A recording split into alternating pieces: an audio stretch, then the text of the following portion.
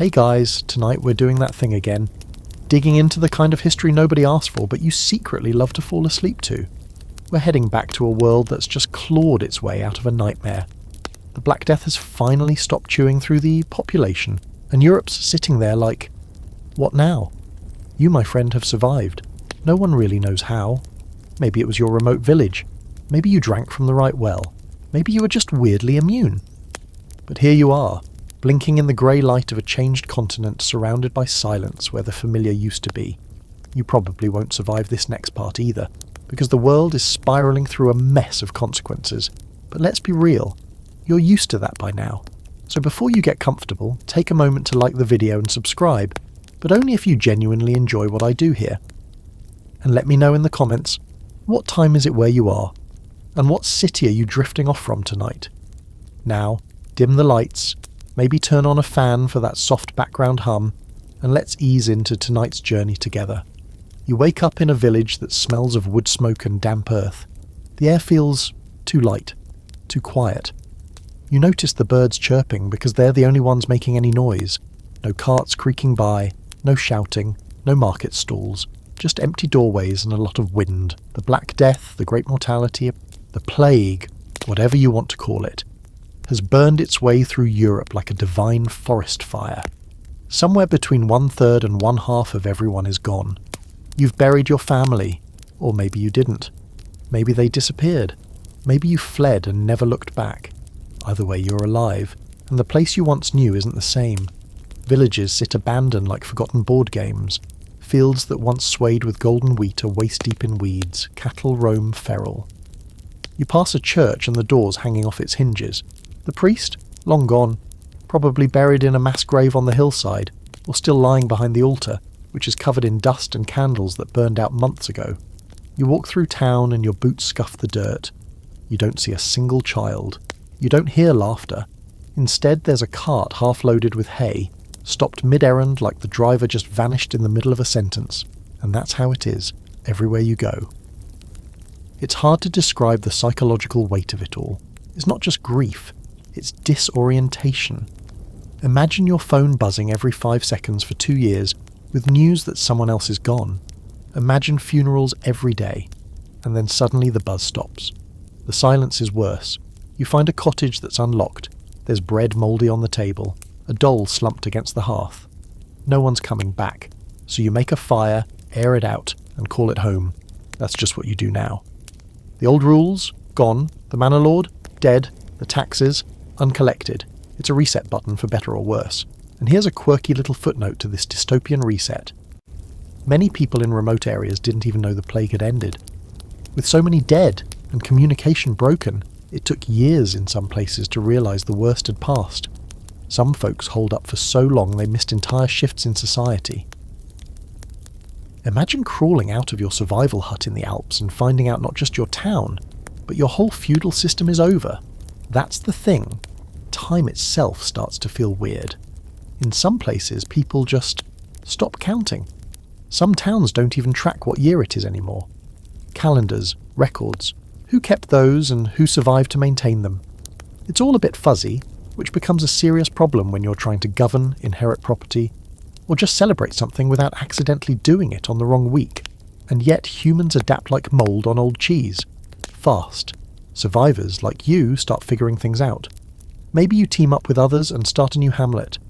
Maybe you head into a city, London, Paris, Florence, to see what's left. There's danger, sure, but also opportunity. For the first time in your life, the social ladder looks climbable. Slippery, yes, but possible. One historical footnote worth mentioning. After the plague, many towns and manors were so depopulated that local leaders started offering incentives to attract new residents. Some gave out free land. Others promised freedom from old labour dues. You could walk into a town and suddenly be its most valuable citizen just because you could use a shovel and weren't actively dying. But this era wasn't all about eerie opportunity. Let's pause for one of those lovely academic debates that historians can't stop poking at. Did the plague really change everything? Or was it just a short-term shake-up? Some argue it paved the way for the Renaissance and the collapse of feudalism. Others say, slow down, medieval institutions were already wobbling, and the plague just knocked the teacup off the shelf a little faster. Who's right? You don't care. You're trying to decide if you want to loot a nearby orchard or fix the hole in your thatch roof before it rains again. In this hushed new world, even the animals act differently. Dogs without masters follow you around. Cats multiply. Rats, the original villains of this whole mess, are still thriving, by the way. Some things never change. And here's a haunting little fact for you to tuck under your pillow. In many towns, bells stopped ringing entirely. No one left to ring them. No one left to mourn. Churches became silent tombs, and silence became the new normal. You don't realise how much noise community makes until it's gone, but you're still here, walking, breathing, thinking, maybe even hoping. So you keep going. You don't talk much anymore. Not because you've gone mute or anything, but because, well, who's left to talk to? Most people you pass on the road give you that hollow-eyed look, like they're still waking up inside. Some mumble a blessing, others just nod. And plenty pretend they didn't see you at all. There's a weird etiquette to surviving, like an unspoken rule that no one wants to ask too many questions about where you've been or who you lost. You don't ask, they don't ask. Everyone's walking around with half a life. What's even stranger are the tiny new customs popping up everywhere. People won't shake hands anymore. Too risky. Instead, they do this little elbow bow, or sometimes just hold up a dried herb like a weird medieval peace sign. You catch a guy in a fur hat walking backwards through a village because someone told him the plague couldn't follow you that way. Logical? No. But these days, logic's kind of optional. You see entire families wearing necklaces made of garlic, sage or lavender. Pungent, wilted wreaths meant to ward off bad air. The belief in miasma, or poisonous vapour, is still thick in the air, literally and metaphorically. People stuff pomanders into their sleeves or belts. You've started doing it too, if only because it makes you smell slightly less like a forest animal. And speaking of smell, it's bad out here. Let's not sugarcoat it. Death has a long shelf life, and even if the bodies were buried, the memory lingers. Buildings are musty, fields sour, and nothing quite smells like it used to. You used to think of bread as warm and earthy. Now everything smells faintly like spoiled broth and old shoes, even when it's fresh. But it's not all gross and ghostly. There are moments that feel downright bizarre. One day, you stumble across a band of flagellants in a market square. About 50 people marching in single file, whipping themselves with knotted cords. Their backs are bleeding, they're chanting in Latin, and they're absolutely convinced that all this suffering is divine punishment and self-harm is the only redemption. No one stops them. Some people join. Others toss coins or scraps of bread like it's some kind of roadside performance art. The flagellants aren't new, but they've gotten bolder. Before the plague, they were fringe weirdos. Now, they're the main event in some towns. Local priests are nervous. The Pope's not thrilled, especially since these guys don't really follow church rules. They're kind of DIY theology. But desperate times, desperate chants. You watch them go, their rhythm weirdly hypnotic, and realise that for some folks, this is the only way they've figured out how to process grief. If the world broke, maybe the body has to break too. You decide not to join, but you watch until they disappear down the road, their voices fading into something between a prayer and a wail. Religion in general is evolving, let's say. Some people cling harder than ever, while others just kind of stop showing up at church altogether. Can you blame them? The church promised comfort, healing, maybe even protection. Instead, everyone died. Even the clergy weren't spared. Entire monasteries emptied. And when the priests were gone, people started improvising. In some areas, saints start multiplying. Local legends pop up faster than you can keep track of. St. Elfrida of the coughless sleep, St. Balthus of the untouched children, St. Marmaduke of the cleansed rats. Totally unofficial, but wildly popular. People pray to anyone who sounds like they might pick up. You see a shrine built entirely out of broken cooking pots and burned shoes. You ask someone what it's for and they just say, "So we don't forget." Okay, fair. There's also a rising tide of what can only be described as supernatural overcompensation. People hang bells on their doors to scare away spirits. Talismans carved from bone or driftwood become trendy. You even meet a woman who insists her goose speaks to angels. You don't argue. And then there's the real kicker. No one's quite sure what year it is. Records are scrambled, scribes are gone, and calendars kind of fell apart. Was it 1349? 1351? Depends who you ask. Some people started their own timelines, counting the years since the Great Dying, or using weird seasonal markers like the winter the river froze solid or the spring of the seven-headed calf. Honestly, you kind of enjoy the chaos. Time was always an illusion anyway. But that's not to say it's all madness and mysticism. Slowly, painfully, a new kind of normal begins to creep in. People start rebuilding, not in grand architectural feats, but in tiny practical ways. Someone fixes a well, someone else plants beans, and just like that, life tips forward. Still, there's an edge to everything. People are touchier, quicker to anger, and oddly superstitious. One man accuses his neighbour of stealing death away from his family. Another swears he saw a demon pass through his chicken coop. You learn to steer clear of folks who mutter too much. A little madness is contagious, but not all quirks are sinister. A rather charming side effect of the post-plague funk is that people get weirdly sentimental. Songs that no one sang in years are suddenly popular again. Children, when you finally see them, play games like Ring Around the Rosie, yes that one, and no one seems to know it's about the plague. Or maybe they do, and that's why they sing it. You stop in a village where people tie coloured cloths to a tree, each one a wish or a name of someone lost. You add your own, though you don't write anything on it. You don't need to. The fabric flutters in the breeze like a prayer that doesn't require words. For a brief strange moment you find yourself smiling. It's not happiness exactly, more like recognition. You're not the only one trying to make sense of this half-broken world, and maybe that's enough for now. Here's a fun scholarly debate to close on. Was the post-plague weirdness a temporary psychological response or the beginning of a long cultural shift? Did all the odd rituals, wild beliefs and makeshift saints fade away? Or did they quietly feed into later movements like mysticism, Protestant reform and folk traditions? Honestly. The line between trauma and culture is thin. Paper thin. You're living proof of that. So you keep walking, keep noticing, keep surviving. Even if no one quite knows what day it is. You wake up one morning and realise something strange. People care if you show up to work, not just politely care. Desperately, anxiously, butter you up with free eggs kind of care. It's a good feeling, in a confusing way. Because before the plague, you were just another pair of hands in a long line of bent backs and muddy boots. Now your hands are valuable, maybe even powerful. It turns out that when half the population disappears, those left behind suddenly matter a lot more. There are too few bakers, not enough cobblers.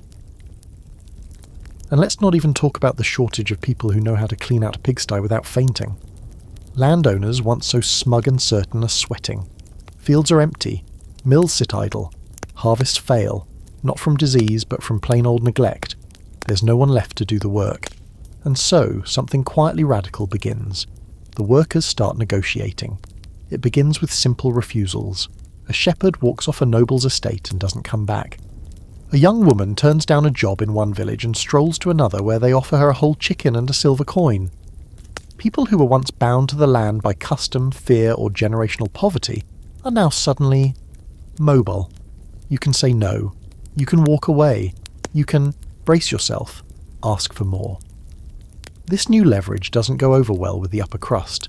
The nobility, used to cheap labour and unquestioning peasants, start having quiet meltdowns. These commoners are getting ideas, they mutter over wine. You overhear one lord whisper to another that his scullery maid demanded shoes with leather soles. The scandal! Laws start popping up, fast and panicked.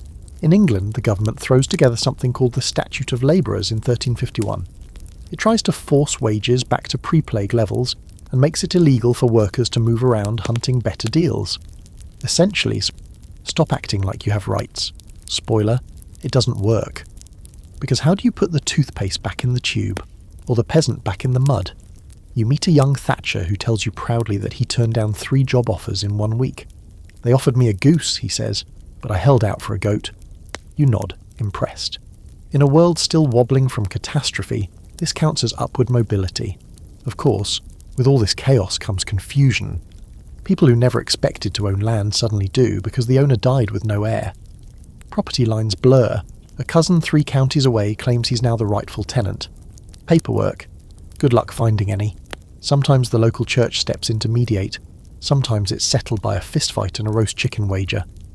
And here's your quirky fact for the night. In several regions, Entire villages were up for grabs. If enough of the population died or fled, the land just sat there. People would literally move in and declare themselves the new inhabitants, renaming the place and everything. Imagine showing up to an abandoned hamlet, planting a flag and saying, "This is now called Bobville. I'm Bob." Things get weirdly entrepreneurial. You pass through towns where former serfs have set up their own little trade networks. That guy who used to clean horse stalls, he's now organising wool shipments to Bruges. The widow who lost her whole family, she's selling pastries out of what used to be a grain barn, and they are phenomenal. There's a kind of rough hope forming, patchy and uneven, but real. But of course, not everyone's thriving.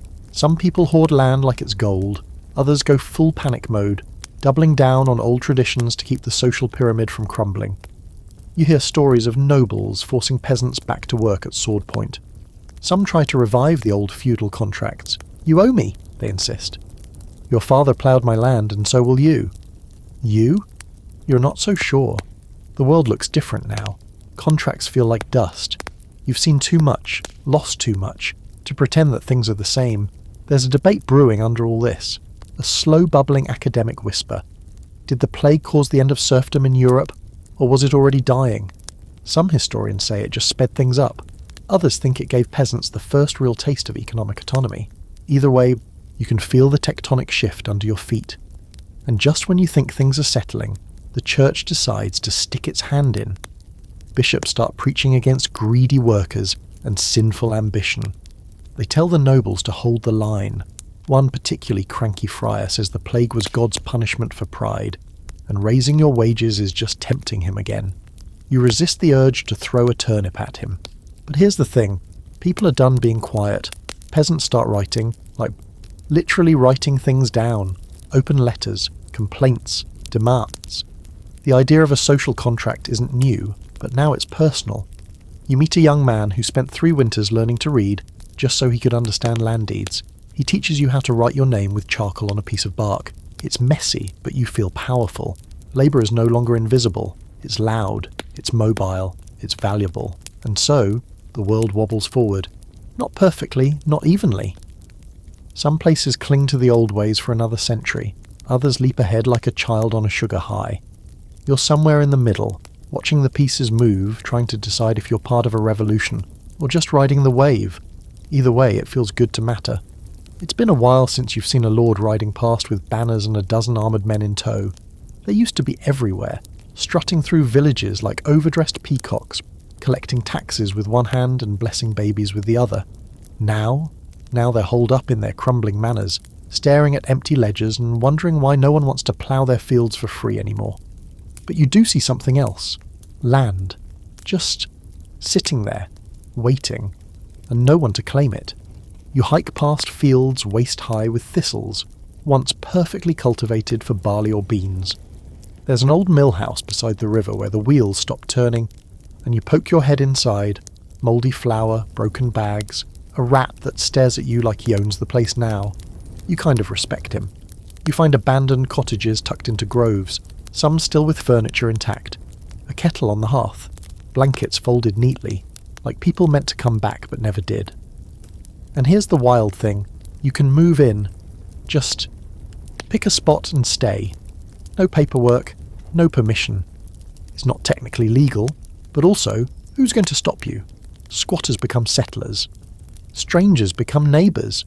You meet a couple who turned a plague-vacant house into a bakery, and they're doing just fine, thank you. She makes bread, he keeps bees, and they've renamed the place Second Chance Hollow. A little dramatic, but you let it slide because their honey is amazing. This kind of land redistribution doesn't happen officially, at least not yet, but unofficially, it's the most widespread real estate shuffle in European history. People just claim what's left. Entire families move into vacant manors. Some poor souls try to restore them to their former grandeur, polishing tapestries, lighting chandeliers, until they realise heating one of those stone beasts in winter is a personal hell. Here's a fun fact. In places like France and England, hundreds of villages disappear entirely during this period. They're known today as lost villages.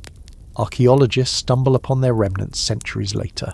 Stone foundations, tools, sometimes even half-dug graves, like postcards from a civilization that just evaporated.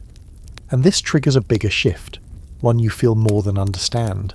The idea of who owns land starts to unravel. Before, it was passed down through noble bloodlines tangled in titles and feudal loyalty. Now, it's often claimed by whoever's left standing. That's unsettling for the aristocracy. They keep sending out messengers and scribes, trying to reassert control, but it's hard to enforce a title when your vassals have either died or moved on to better farmland. You overhear a conversation between two former tenants, now co-owners of what used to be a noble's vineyard. One says, "It's not stealing if there's no one left to own it." The other shrugs and replies, "It's not owning if you didn't survive." Philosophical and practical. You like these people. But the legal messiness doesn't stop at squatting. Heirs start crawling out of the woodwork. Some legitimate, some creatively imagined. You meet a man who claims to be the fifth cousin of a dead baron, armed with a half-burned letter and a lot of confidence. You're not sure if he's a fraud or just optimistic. This land scramble also creates a new type of person, the mobile labourer with options. You're not tied down anymore. You stay where the land is good, the people tolerable, and the food doesn't taste like moss and regret. And when it isn't, you leave. Here's where things get spicy. Local lords and city councils start offering incentives for people like you to settle down. Free land, lower taxes, sometimes even seed to plant or a cow to get you started. Town charters get rewritten to attract newcomers. Suddenly you're being courted like a prize fighter, if prize fighters used hose and occasionally knew Latin. But there's an odd side effect. With all this free-moving, land-claiming, deal-making energy, social structures start to warp. In some areas, you get this weird hybrid class.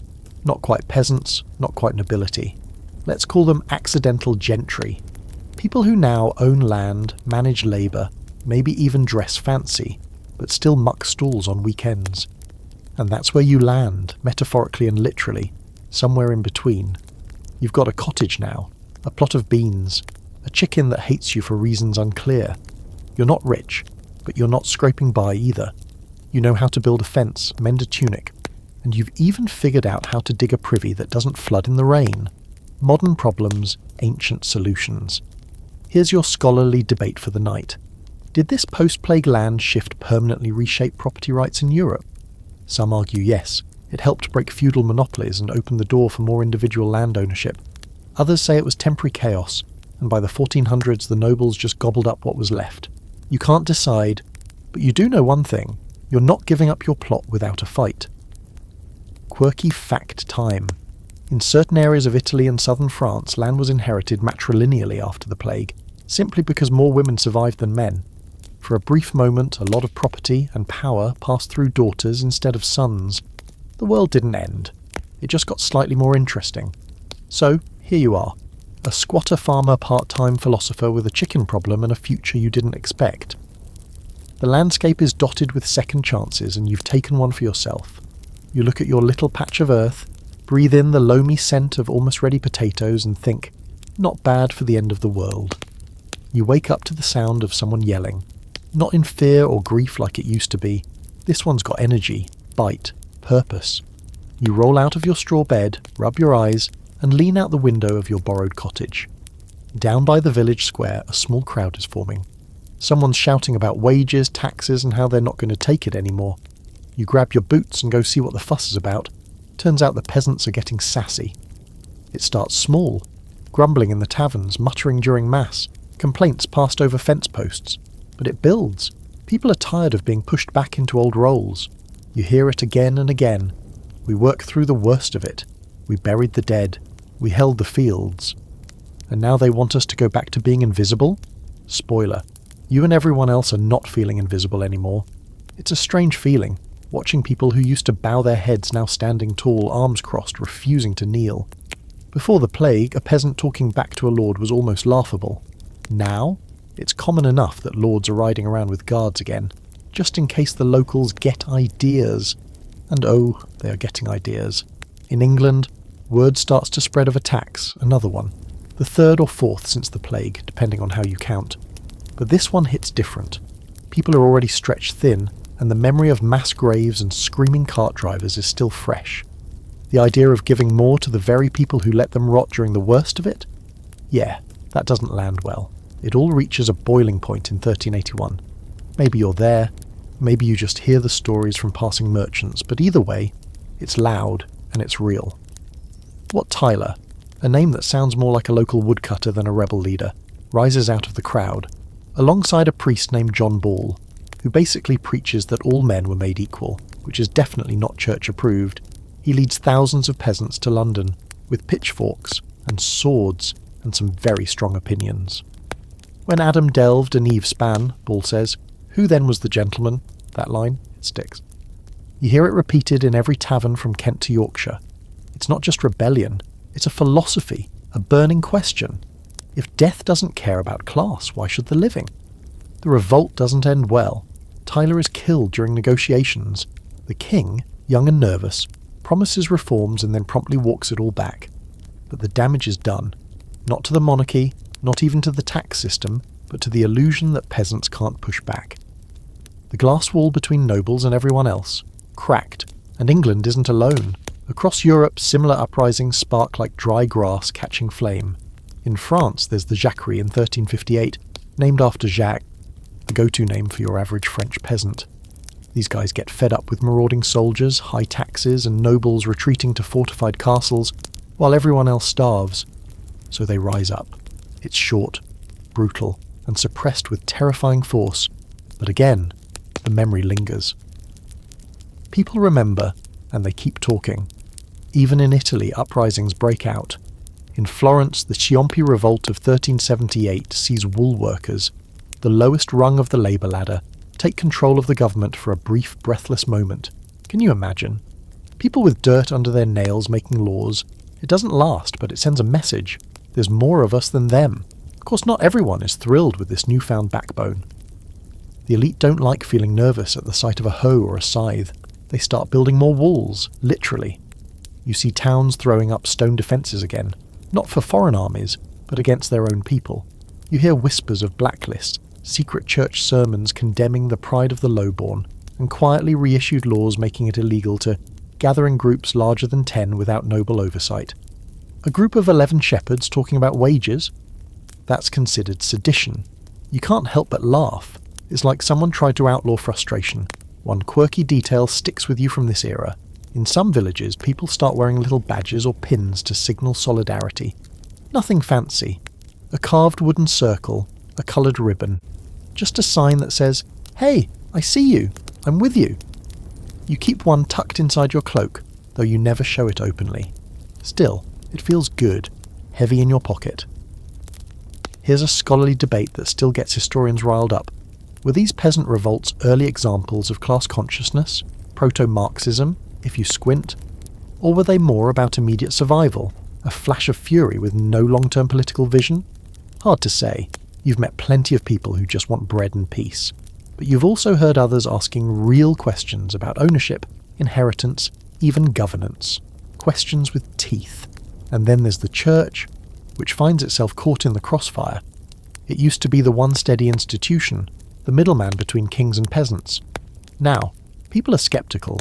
If the clergy survived in comfort while the laity died in ditches, what does that say? You see priests heckled, monasteries boycotted, and in some places entire congregations just stop showing up. The revolt energy doesn't just vanish after the soldiers come in and stomp it down. It lingers in quiet defiance. And the new way people look at their lords, no longer reverent, just resigned. It lingers in how peasants start demanding written contracts for labour, how they organise harvest schedules as equals, not servants. You even see it in fashion, seriously. Poor folks start dressing better, not noble levels of fancy, but nicer than before. Tunics in brighter colours, belts with a bit of decoration. It's like everyone collectively decided no more grey potato sacks. Let's at least look like we belong to this world. And you? You feel it too. A little straighter in your spine, a little less timid at the marketplace. You've seen what happens when people stand up. It doesn't always end well, sure, but it always means something. And sometimes, meaning is all you've got. So the peasants don't go back to being silent. They keep murmuring, gathering, pushing. And over time, those murmurs will turn into demands, and those demands will shape kingdoms. But for now, you head back to your cottage, pass by your neighbour's goat, still hateful, and light your evening fire.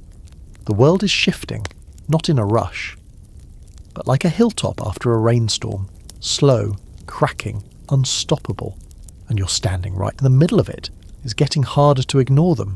The drums, the chanting, the rhythmic slap of bloodied ropes against human backs. Yeah, the flagellants are back in town. Again. You're on your way to trade onions for a new pair of boots, and there they are, parading straight down the main road like medieval flash mob performance artists. Except instead of interpretive dance, it's self-harm and apocalyptic monologues. They come in barefoot, shirtless, and smeared with dirt. Some wear white robes with red crosses, others look like they haven't changed clothes since the plague first hit. They carry banners, sing haunting hymns, and whip themselves in synchronized arcs. Each strike a sharp reminder that religion can get very theatrical when people feel helpless. And honestly, you kind of get it. They're not just out here for the spectacle. The world went sideways, and these folks are just trying to make sense of it the only way they know how, by blaming sin and beating it out of themselves. They believe the plague was God's punishment for humanity's wickedness, and now they're offering their pain as a sacrifice. It's part repentance, part performance, part group therapy. Very loud group therapy. You spot a few villagers watching them from behind doorways, eyes wide and unmoving. Others kneel as the procession passes, not out of piety, but maybe a quiet hope that the spectacle might somehow help, that maybe all this pain will appease whatever cosmic force keeps turning everything into a dumpster fire. Of course, not everyone's buying it. The local priest peeks out from his chapel window, looking about ready to fake an illness just to avoid confrontation. The flagellants aren't exactly popular with church leadership. They act outside the church's control, they preach their own sermons, and they attract huge crowds. That makes them dangerous, and not just to themselves. You overhear one of the robed men shouting something about the Pope being a fraud, the end times being near, and the earth bleeding through its skin. It's all very dramatic, but it lands differently now that people are traumatized, confused, and trying to rebuild. Fear listens more carefully after a crisis. This movement started during the height of the plague, but it didn't die with it. In fact, in many places the flagellants are more visible after the plague, like weeds that grew up in the cracks of a broken system. They wander from town to town like doomsday troubadours, collecting followers and freaking out local officials. It's kind of like a roadshow panic tour. In Strasbourg they caused actual riots. In Erfurt they were banned. In places like Switzerland and Austria, entire towns turned out to either cheer them on or yell at them to leave. You've seen both, depending on the weather and general mood. Quirky fact for you tonight: some flagellants travelled with their own musicians. Drummers, pipers, even singers to accompany the lashings. Think about that. Someone's job was to provide the soundtrack to public self-flagellation. Imagine applying for that gig. But here's where things get complicated. These folks don't just chant and bleed and move on. They leave behind ideas, new ones, heretical ones, powerful ones. They preach that you don't need priests to reach God, that penance is between you and the heavens, that the church failed during the plague, so maybe it isn't the only voice of truth anymore. Sound familiar? It should. These seeds will eventually bloom into the full-blown religious upheavals of later centuries. Protestantism doesn't come out of nowhere. It's watered by fear, confusion, and grassroots movements like this. Right now, though, the church isn't having it. By the mid-1300s, the Pope, safely tucked away in Avignon, officially condemns the flagellants, bans their processions, excommunicates leaders. But excommunication means little when the world already feels cursed, so they keep marching, dodging authority like a bunch of barefoot outlaws. You ask one of them why he does it. He looks at you with tearful eyes, lifts his shirt to reveal a mess of scars and says, "So you don't have to?" Which is both deeply moving and completely terrifying. You give him a nod and maybe a bit of cheese, then quietly walk away. There's another layer to this, one you start to notice the more you travel. The flagellants are mostly men, and often they're younger, rootless, and angry. With so many families broken, so many communities scattered, young men without homes or futures flock to something, anything, that gives them purpose. Pain becomes identity. Brotherhood becomes belief. But not all expressions of faith go full blood and guilt. In other parts of Europe, people respond to the same crisis by building little chapels, carving new icons, or writing mystical poetry. You meet an old woman outside Lübeck who's convinced she saw the Virgin Mary in a fog bank and now hosts nightly prayer circles in her barn. The barn smells like cows, but also like hope, so you go with it. There's a growing tension, though, a spiritual tug-of-war between centralised authority and grassroots devotion. You feel it. On one side, the church trying to reassert order, clamp down on dissent, and rebuild its image. On the other, a restless, hurting population, experimenting with faith like it's wet clay, shaping it into whatever they need. Here's a scholarly debate to lull you further into a half-dream state. Were the flagellants just a fringe reaction to trauma, or were they an early form of popular resistance against ecclesiastical authority? Some argue they were proto-reformers. Others think they were more like spiritual shock absorbers, channeling fear into performance to prevent actual revolt. Either way, you're living through a time when pain becomes public, faith becomes flexible, and belief becomes deeply personal. You walk back from town that night under a swollen moon, still hearing the echo of chanting in your ears. You pass by the village shrine, a new one carved from salvaged church pews, and light a candle without even thinking. No priest, no choir, just you and the flicker of light against the darkness. The flagellants may pass, but the questions they raise linger like smoke. Who holds truth? Who owns redemption? And what does faith look like when the world has already ended once? You don't have answers. No one really does. But at least you're not alone in asking. The church bells still ring, barely. Just once or twice a day now, and only if someone remembered to pull the rope. You've noticed they sound different lately, more hollow somehow, like the towers themselves are tired. Or maybe it's you. It's hard to tell anymore. Either way, religion doesn't feel quite as solid as it used to. You remember a time, not that long ago, when the church was the unquestioned authority in everything. Life, death, taxes, marriage, your eternal soul. Yep. All run through the local priest with his ink-stained fingers and that one gold ring he always kissed before prayers. Back then, salvation came in a package. Weekly mass, alms for the poor, maybe a pilgrimage if you were feeling extra holy. You followed the steps, and in return, you were promised answers. But now the answers feel fuzzy. The plague didn't just kill people, it exposed cracks, deep, ugly ones.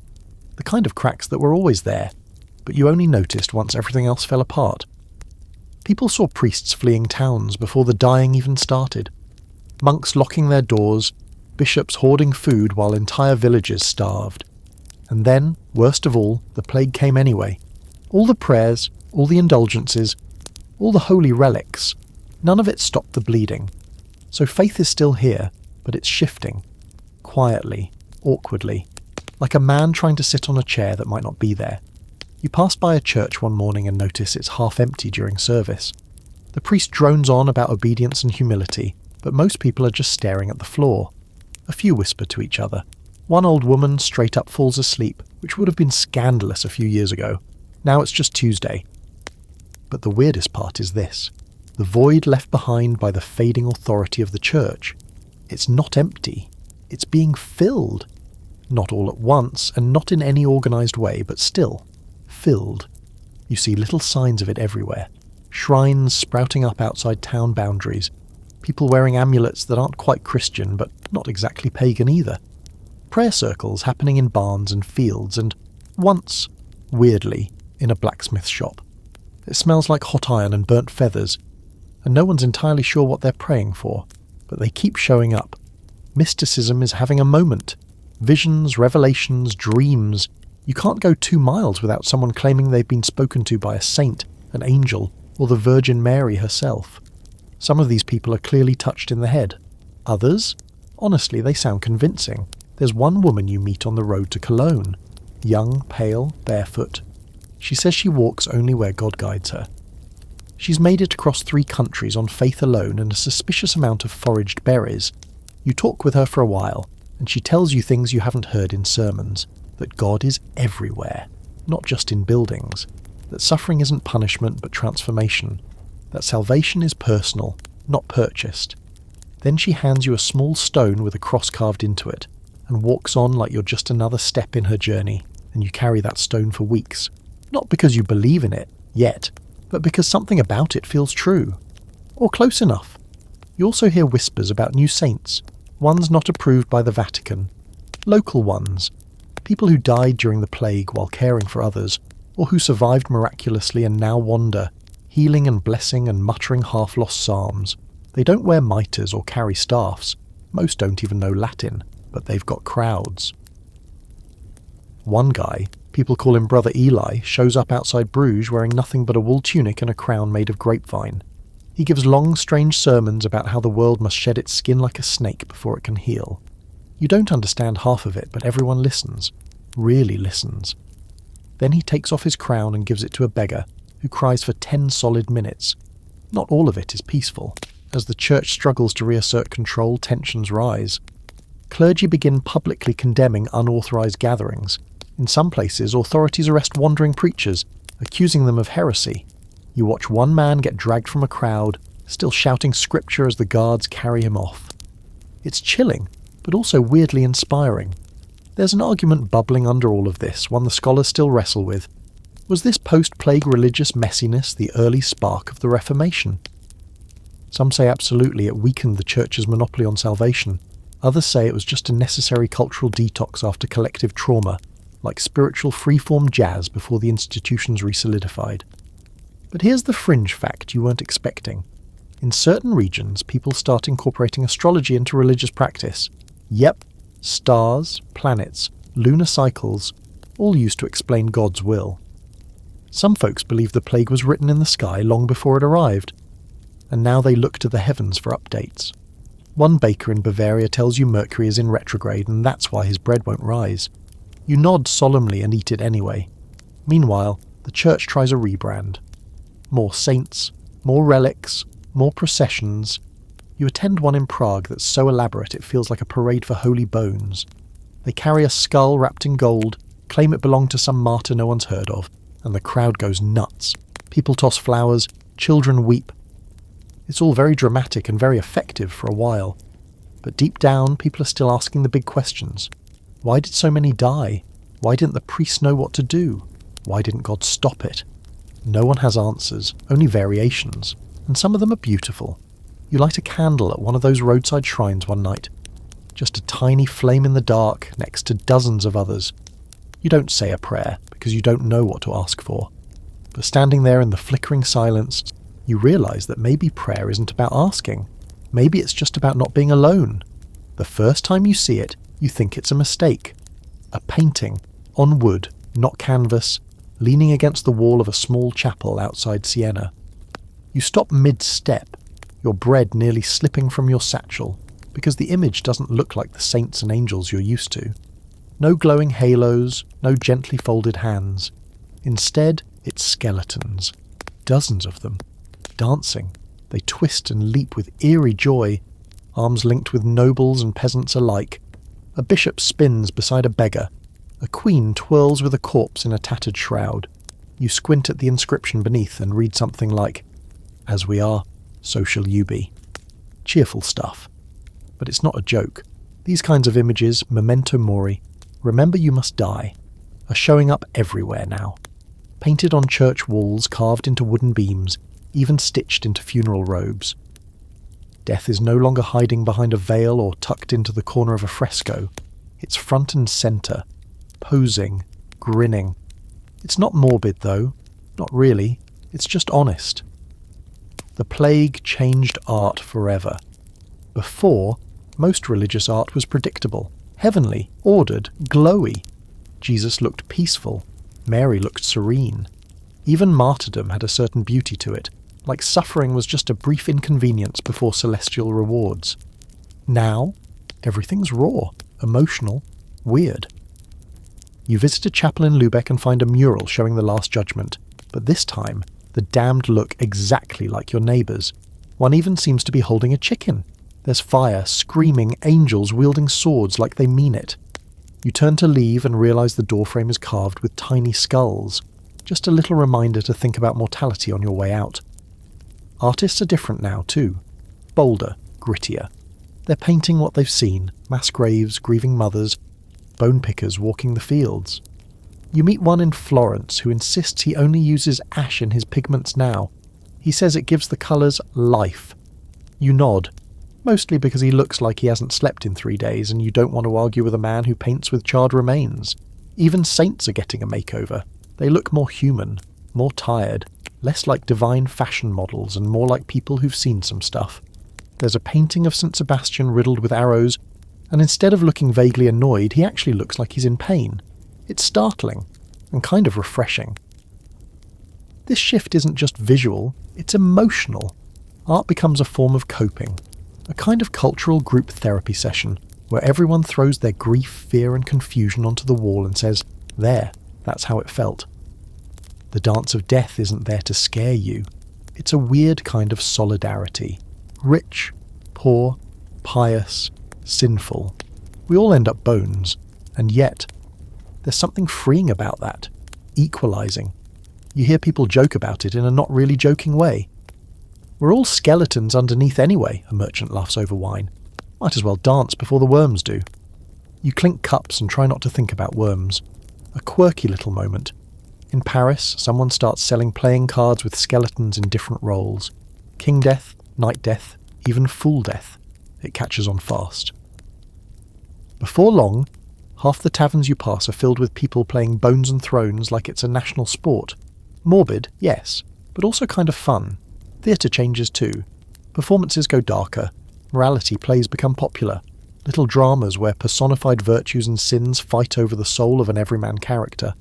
Greed is played by a man with coins glued to his face. Mercy wears a cloak of white linen and cries on command. The audiences love it, especially when death appears in the final act, dragging the hero away no matter what he chose. Not a subtle metaphor. You start to realise that post-play culture isn't obsessed with death so much as redefining it. Before, death was an event that happened at the edge of life. Now it's woven into daily existence. People keep skull charms on necklaces. Some wear black even outside mourning periods. You meet a woman who embroiders tiny coffins into the hem of her apron. Just to keep perspective, she says with a shrug. Here's where the scholarly debate creeps in. Was this explosion of macabre art and symbolism a sign of mass trauma? Or was it just people being practical? Did the plague warp European aesthetics? Or did it finally rip off the polite mask that was hiding the truth all along? You've got your own theory. Maybe it's both. Maybe when the world breaks, you stop pretending it was ever tidy to begin with. Maybe the skeletons were always dancing. We just finally opened our eyes. You see it in children's drawings too. Charcoal scribbles of hooded figures, grinning skulls with flowers, people holding hands with angels. One child draws a picture of his family as ghosts, floating above a house that looks suspiciously like yours. He smiles when he shows it to you. You try to smile back, but it's not all death and dread. New forms of beauty emerge too. There's a kind of soft melancholy to the music now, more minor keys, more aching melodies. People sing songs that sound like lullabies and eulogies at once. You hear one in a market, a tune about a lover who died in spring and returned as a swallow. It stays in your head for weeks. And the art that isn't about death? It's about survival, about quiet moments. A mother brushing a child's hair, a man feeding geese in the snow, a woman lighting a lantern with no one else around. These images feel just as powerful as the skeletons because they whisper, "See? We're still here." One more odd fact for your bedtime collection. Tomb sculptures start changing. Instead of idealised images of the dead in youth or prayer, people start commissioning transy effigies, stone carvings of their own decaying bodies, bones, worms, sagging skin, literal death masks. It's both horrifying and incredibly honest. One nobleman apparently requested he be shown as he will be 1 year after burial. Bold choice. But there's beauty in that too. A kind of dignity in refusing to lie about where this all ends, and maybe, strangely, a comfort. So tonight, as you lie down on your straw-stuffed mattress and stare at the shadows on your wall, you think about those dancing skeletons, not as a threat, but a reminder that you're part of the dance too, still moving, still breathing, still here, and maybe that's the most beautiful thing of all. You used to avoid graveyards. Most people did. They were quiet places for funerals, not for lingering. But now they've become oddly social. People walk through them in the evenings like parks. They sit on mossy stones, light candles, even leave letters. It's not morbid, it's therapeutic. In a world where half the population vanished, people are finding new ways to live with death instead of hiding from it. It's not about fear anymore, it's about remembering and planning. Death is trendy now, in the strangest possible way. Not in a depressing woe is me sense, but in a very practical, mildly theatrical kind of way. You know people who are planning their funerals with more flair than a royal wedding. A neighbour insists her coffin must be carved from oak and lined with blue wool. Another has commissioned an original song to be sung by local children, minor key only of course, for proper drama. You get invited to a pre-morning gathering. It's like a funeral rehearsal. The guest of honour is still alive, sipping cider in a fur-trimmed cloak while everyone shares what they'll say when she's gone. She claps, she cries, she critiques. "A little more feeling, please," she tells one nephew who flubs his tribute. Honestly, it's kind of brilliant. The way people think about dying has changed entirely. Before the plague, it was something that happened out of sight, handled by priests and family, kept under the surface like a bad smell. Now, it's part of dinner conversation. People talk openly about where they want to be buried, what they want to wear, whether they'd prefer to go in their sleep or in the middle of a dramatic rainstorm. One man says he wants to die mid-sentence while telling a joke. You respect that. And it's not just the wealthy making these plans. Poor folks are doing it too. They may not afford silk-lined coffins, but they carve their own markers or pick a special rock to serve as a headstone. Some start building their graves in advance. Little plots marked with their name and a short phrase like, "not yet," or "soonish." It's dark humour, sure, but it's also control. A way to say, I've seen what death can do. I'm not scared of it anymore. I'm ready when I'm ready. Here's a quirky little tradition you stumble upon. The Ars Moriendi, the art of dying. It's a set of guides being copied and passed around, especially among the middle class. Illustrated books that tell you how to die well. Literally, how to confess, how to say goodbye, how to accept your fate with grace and minimal drama, or maximum drama if that's your style. Some versions even include little woodcut comics showing the dying man resisting demons at his bedside. It's like a spiritual instruction manual meets a medieval graphic novel, and you know what? People actually read them.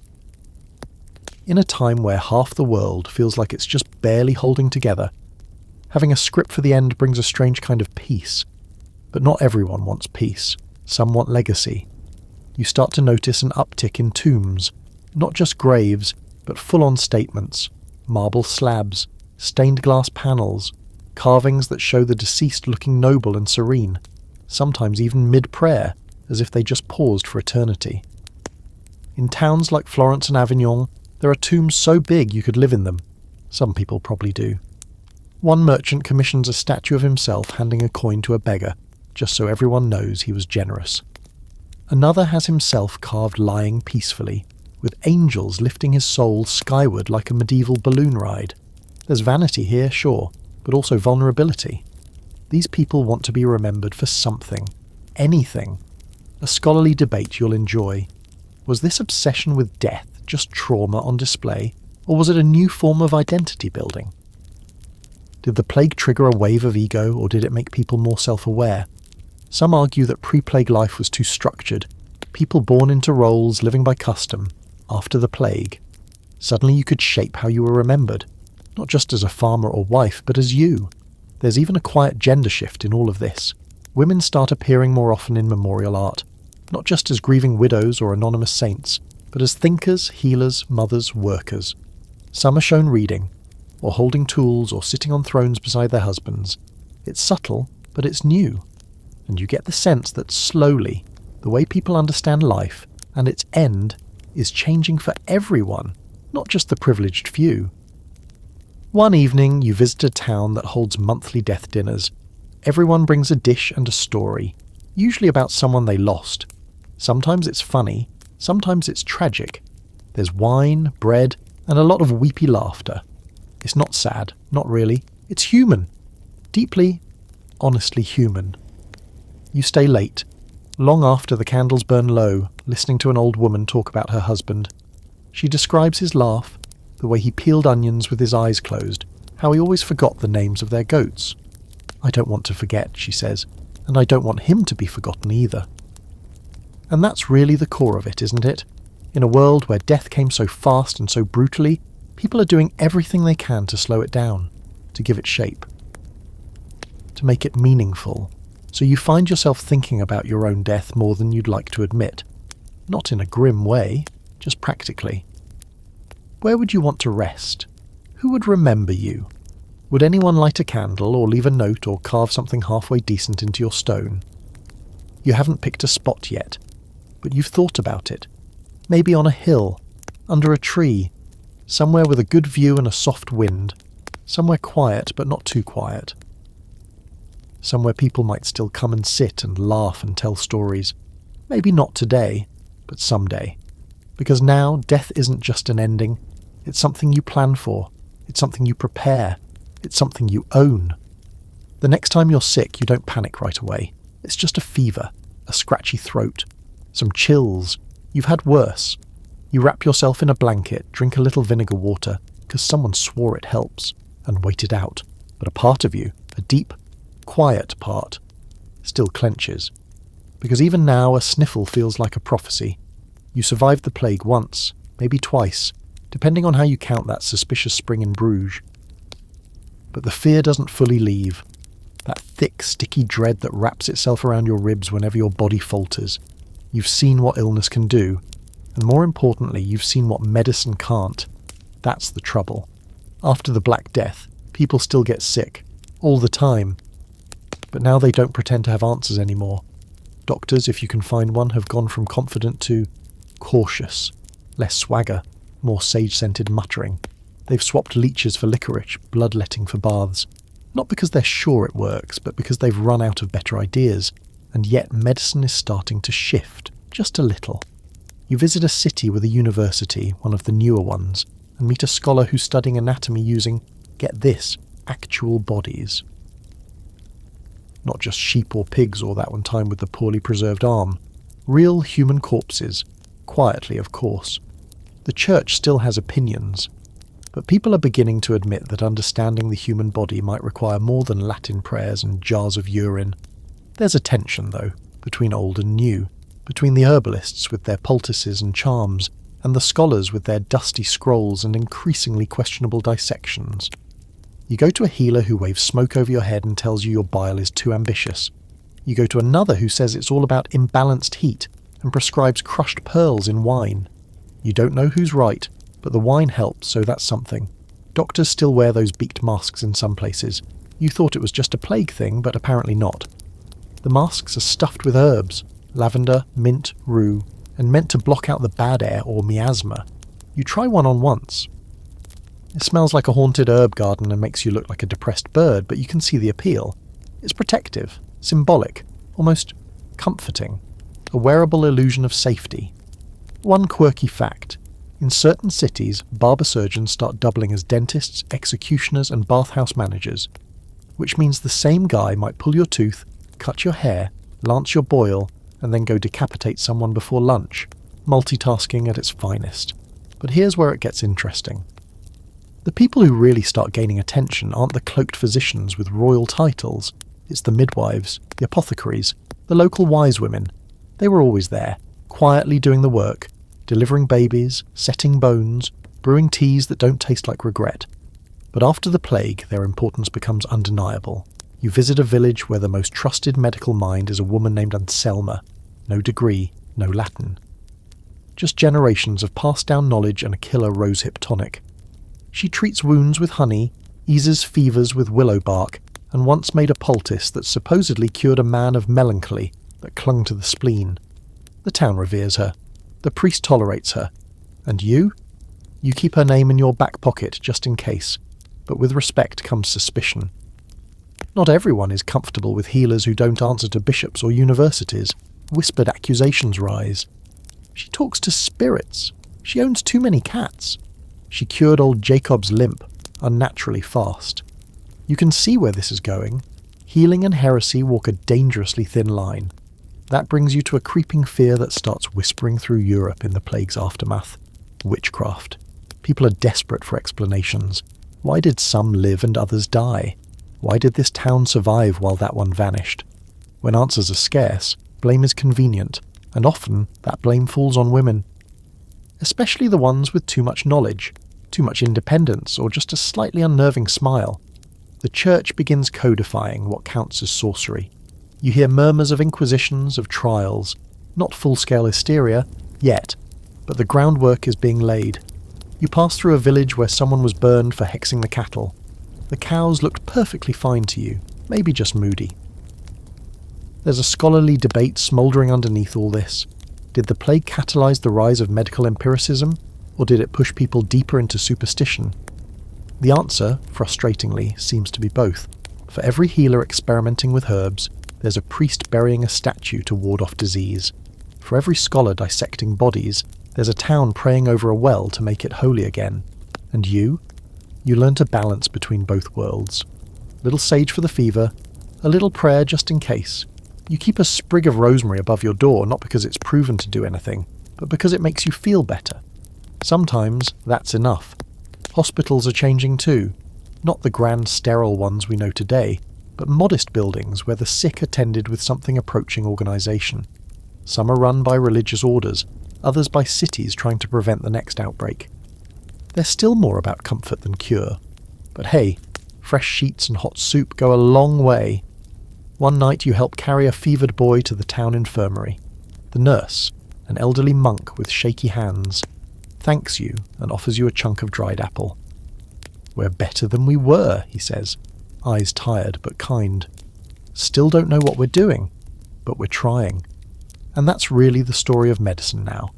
Less confident, more curious, still full of wild guesses, but with a growing awareness that maybe, just maybe, the body is a puzzle worth solving, not a punishment to endure. You get better, by the way. The fever passes. Whether it was the herbs or the prayers or the wine, no one can say, but the next time someone sneezes nearby, you still hold your breath, just for a second. It sneaks in quietly, almost as if it's embarrassed to show up right now. The world's still bruised, limping through grief. And suddenly someone starts carving a statue, not of a skeleton or a saint, but of a naked man standing in perfect balance, arms outstretched like he's measuring the world. And for the first time in a long time, people pause not to mourn, but to wonder. They call it Renaissance. You don't know the word yet. It hasn't officially arrived in your vocabulary, but you can feel it. Something is stirring. People are digging up old books, copying ancient texts, quoting long-dead philosophers who had names like Cicero and Galen and didn't know anything about fleas or feudalism. It's like someone pulled back a dusty curtain and remembered that humans can think. You notice it first in Florence. That city hums with a different kind of energy. There's still the usual medieval chaos, muddy roads, questionable meat pies, the odd shouting match between merchants. But now there's art in the corners. Chalk sketches on walls, poetry pinned to trees. A boy reciting verses in Latin while juggling oranges. You blink, and suddenly you're surrounded by colour, movement, and ideas that aren't entirely about doom. You hear talk of a man named Petrarch, someone who wrote letters to dead Romans and claimed it wasn't madness, it was admiration. People laugh, but they also copy him. Suddenly everyone wants to rediscover the wisdom of the ancients. The phrase "back to the sources" gets tossed around like breadcrumbs.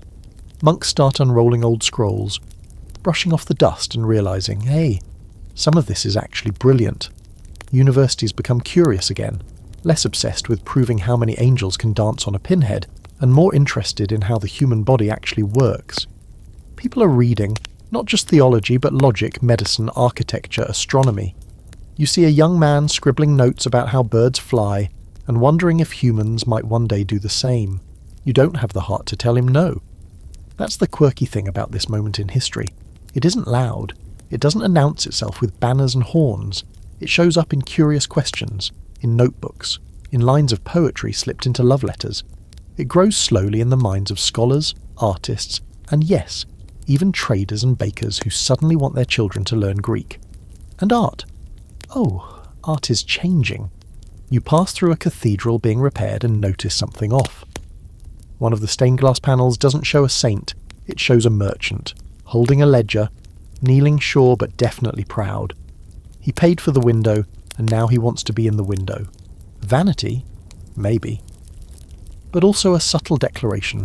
I matter. My work matters. More and more portraits begin to show up. Real ones. Not just idealised saints with glowing foreheads, but actual people with crooked noses, wrinkled foreheads, and uncertain smiles. People want to be remembered as they are, not as how they're supposed to look in heaven. One day you stumble across a painting in a small Florentine workshop. A Madonna, yes, but she's warm, real. She has curves, softness, and her eyes follow you, not like judgment, but like understanding. There's a baby on her lap who actually looks like a baby, not a tiny adult. It hits you in the gut. You stand there too long. The artist offers you bread. You accept. You hear names whispered like spells: Giotto, Masaccio, Brunelleschi. Men turning walls into windows to the soul. And women too, though their names don't travel as far. Nuns painting illuminated manuscripts in convents. Poets writing under pen names. Thinkers quietly moving the chess pieces of this new age without fanfare. A scholarly debate begins to simmer. Is this truly a rebirth of classical wisdom, or just a lucky string of wealthy patrons and clever artists riding the wave of post-plague vacancy? Some argue the Renaissance was inevitable. Others say it needed a trauma big enough to shake the dust off Europe's brain. The Black Death, as grim as it was, cleared the table for something else to grow. You meet a merchant who tells you he funds artists now instead of just spice traders. One feeds the body, the other feeds the soul, he says with a grin, chewing almonds like a philosopher. You're not sure which soul he's feeding, but his sculpture garden is impressive, and it's not just art and books. Architecture starts to stretch its limbs. People build with harmony in mind, symmetry, balance, proportion. Churches begin to look less like fortresses and more like invitations. Arches widen, light flows in, everything breathes a little easier. One quirky little Renaissance gem. In Milan, a man invents an early design for a machine to grind lenses. Not for war, for seeing. He dreams of tiny glass circles that can help the aging read longer. You try on a pair, they don't work yet. But you smile anyway. The idea is beautiful. There's danger too, of course. Not everyone likes this new wave of thinking. Some clergy call it arrogance. Humanism, they sneer, as if focusing on human beings is inherently suspicious. And honestly, they're not wrong to worry. Once people start questioning one thing, like whether saints have to be thin and floaty, they start questioning everything. But you don't see rebellion in it. You see curiosity. A quiet, relentless hunger to understand more. To create more. To be more than just survivors. You pass a school one afternoon and hear children reciting lines from Ovid. Badly. One kid picks his nose while another says, metamorphosis, like it's a swear word. But still, you pause and listen. A century ago, that would have been unthinkable. Now, it's just Tuesday. You may not live long enough to see the Renaissance in full bloom. It will take generations to fully unfold.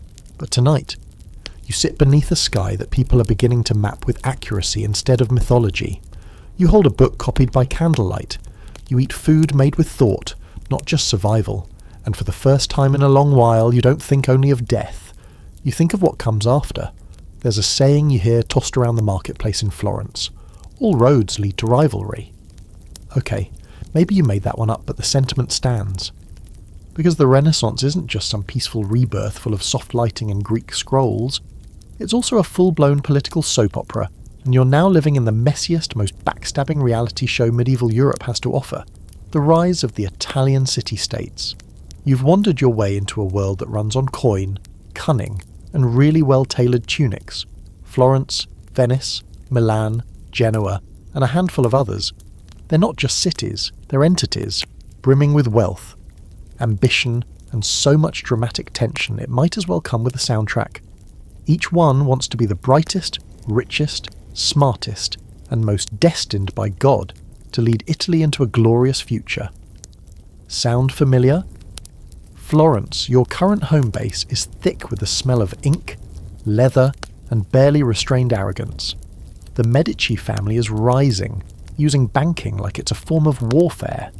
You've never seen so many coins in one place, and you're not even allowed in the bank. But their money's everywhere, in paintings, in cathedrals, in the poets reciting sonnets in the piazza for tips and prestige. The Medici don't rule officially, of course. Florence is still a republic, but everyone knows who's really pulling the strings. Cosimo de' Medici walks through the square like a man who owns both the scenery and the lighting. And in many ways he does. Milan's different, colder, more steel, less velvet. The Visconti and later the Sforza families dominate there. Less art, more armour. You visit once and it's like walking into a military parade disguised as a city council meeting. People speak in short sentences and stare too long. You don't stay. Venice, on the other hand, feels like a fever dream. It floats, literally, on water and ambition. The Doge wears a hat that looks like a pastry and lives in a palace that glitters like a jewellery box. Everything smells like sea salt and incense. The markets sell spices you can't pronounce, and you once saw a man buy a peacock just because it matched his coat. You're not sure Venice is real. Each city-state is its own kingdom in all but name, and they're constantly scheming against one another. Treaties are made, broken, rewritten, and rebroken. Alliances shift like the wind. One week Florence and Milan are friends. The next, they're hiring mercenaries to burn each other's crops. Everyone's paranoid. Everyone spies on everyone. You deliver a letter once that turns out to be code. You have no idea what it said, but the recipient gave you a chicken, so... success? Here's a quirky fact. The rise of city-states also births an entire industry of professional letter writers, messengers and forgers. It's the golden age of passive-aggressive correspondence. You meet one man whose full-time job is to write flattering letters for people too nervous to do it themselves. Never underestimate a well-placed compliment, he tells you, dipping his quill dramatically, especially if it's in Latin. And it's not just politics and poison. This fierce competition spills over into art, architecture and science. If Florence builds a cathedral dome, Milan has to build a taller one. If Venice commissions a painting of the Madonna, Genoa wants two, and theirs had better have more gold leaf. Even funerals become events. You watch one procession where the deceased's coffin is carried by 12 men dressed as apostle, followed by a choir of orphans singing an original hymn. The crowd claps. You join in, slightly confused. This rivalry isn't purely shallow, though. It fuels progress. Artists and thinkers bounce from city to city, following the money and the commissions. An architect might sketch in Bologna in the morning, then hop a mule to Padua for an evening lecture. Everyone wants talent. Everyone wants legacy. Scholarly debate time. Did the intense competition between city-states accelerate the Renaissance, or did it just make everything more chaotic? Some say the wealth and rivalry created the perfect storm for cultural explosion. Others argue it fragmented Italy, delaying unification for centuries. You don't know. But watching sculptors duel with marble and poets insult each other in rhyming couplets, highly entertaining. But there's a darker undercurrent too. The beauty and brilliance you see on the surface, it's paid for with exploitation. Guilds crack down hard on outsiders. Taxes hit the poor harder than anyone admits. And while the rich commission palaces, the sick still die in back alleys. You once help a sick girl find her way to a public hospital, only to be turned away because her family owed a fine. Charity begins at home, the attendant mutters. You almost throw your shoe at him. Still, there's something intoxicating about these cities. You can feel the ideas moving through the air like perfume. People debate Plato over breakfast. A goldsmith might also be an amateur astronomer. You hear someone argue that the moon affects moods, and no one laughs. You catch snippets of translated Arabic texts being read aloud in cafes, and someone compares Greek tragedy to local politics. It's all very sweaty and brilliant. Here's a fringe detail for your bedtime brain. One Florentine scholar claims that great thinkers are born only when stars align just right. He's working on a birth chart for the city itself. You nod and walk away before he asks for your date of birth. Last time someone made you a chart, it said, "Beware of goats and inheritance disputes." Still figuring that one out. Despite all the drama, the cities pulse with life. You walk cobbled streets at dusk and hear music spilling from windows. You see silhouettes dancing behind silk curtains. You pass a tavern where someone is loudly reciting the opening lines of the Divine Comedy. Badly, but with heart. There's wine, oil lamps, fresh figs on a plate. And in that moment, it doesn't matter who's ruling the city, or who's feuding with whom. You're here, you're breathing, you're witnessing the slow rebirth of wonder, one beautifully competitive city at a time, and tomorrow you might head to Venice. Or maybe stay in Florence and paint a goose for money. Either way, the future feels alive. You don't mean to accuse anyone of being a witch, but The bread did explode, not dramatically, just enough to make the oven door fly open and the chicken start screaming. The woman who baked it, Magda, who lives on the edge of the village and talks to trees when she thinks no one's listening, just shrugs and says the yeast was eager, but still. It's one of those moments where you lock eyes with a neighbour and silently ask, did that feel a little magical to you, or am I just hungry? The thing is, in a post-plague world, weird is everywhere. So much has happened that people have stopped pretending they understand how anything works, and when you don't understand something, you fill in the blanks. Usually with blame. That's when the witch talk starts. It's quiet at first, just whispers. A goat dies, a child runs a fever, a cow stops giving milk, and suddenly everyone's looking at the midwife's herb garden like it's a miniature hellmouth. You hear murmurs of unnatural knowledge, evil eye, and the ever-suspicious phrase, she doesn't go to church enough. Never mind that the church smells like mildew and disappointment. You hear the first serious accusation 2 towns over.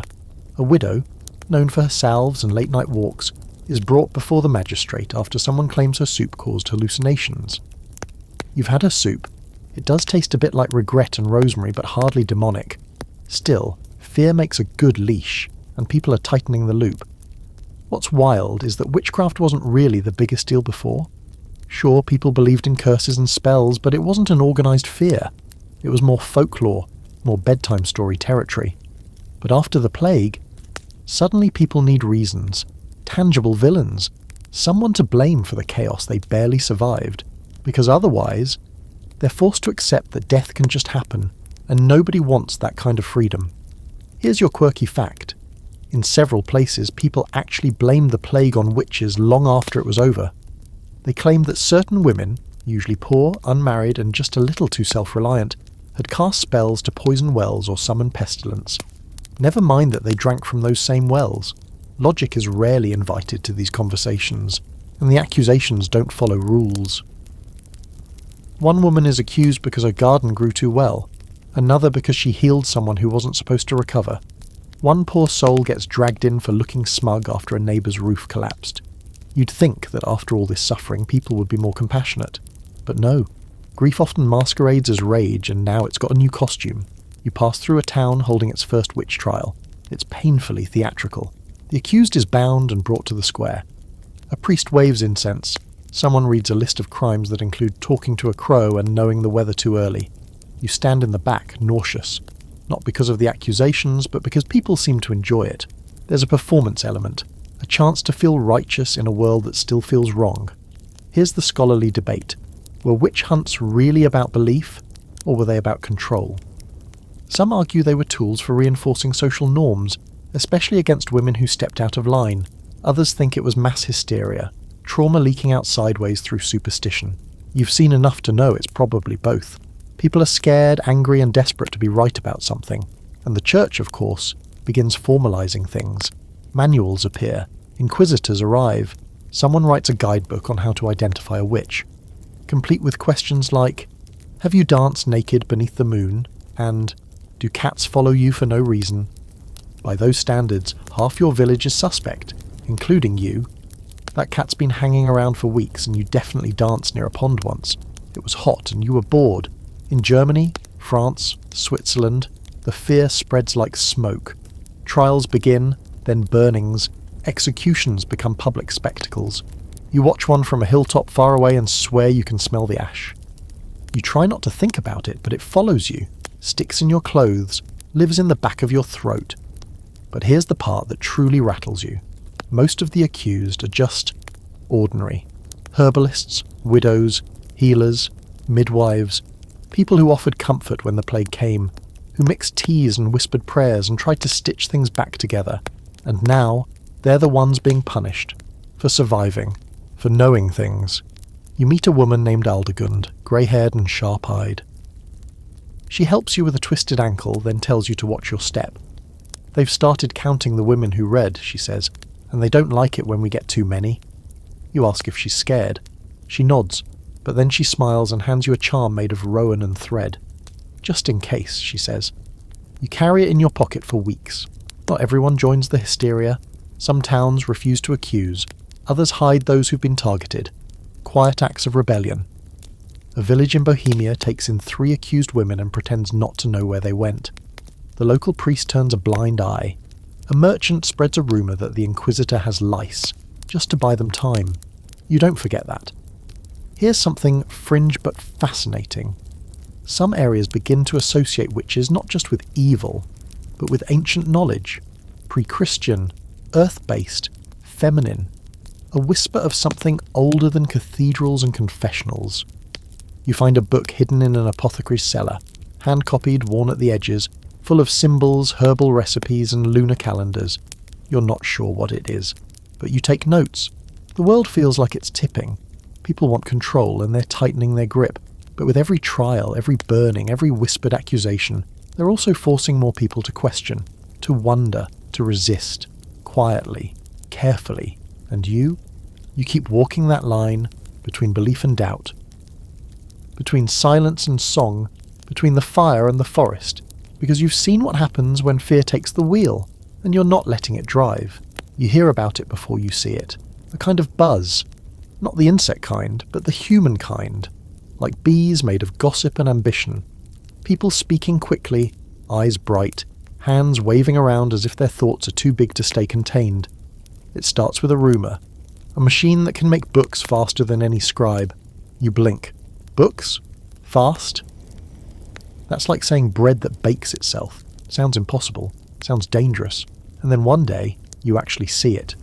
You're in Mainz, a city that smells like ink and wet stone, and there's a workshop tucked between a candle maker and a place that sells nothing but bells. Inside is a man named Johannes Gutenberg, looking more like a blacksmith than a scholar, surrounded by gears, wooden frames, metal letters, and sheets of smudged parchment. He calls it a press, a printing press, and it doesn't look like much. But then you watch it work.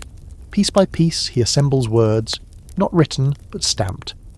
Line by line, page by page, he presses them into paper with a mechanical sigh and the weight of potential history.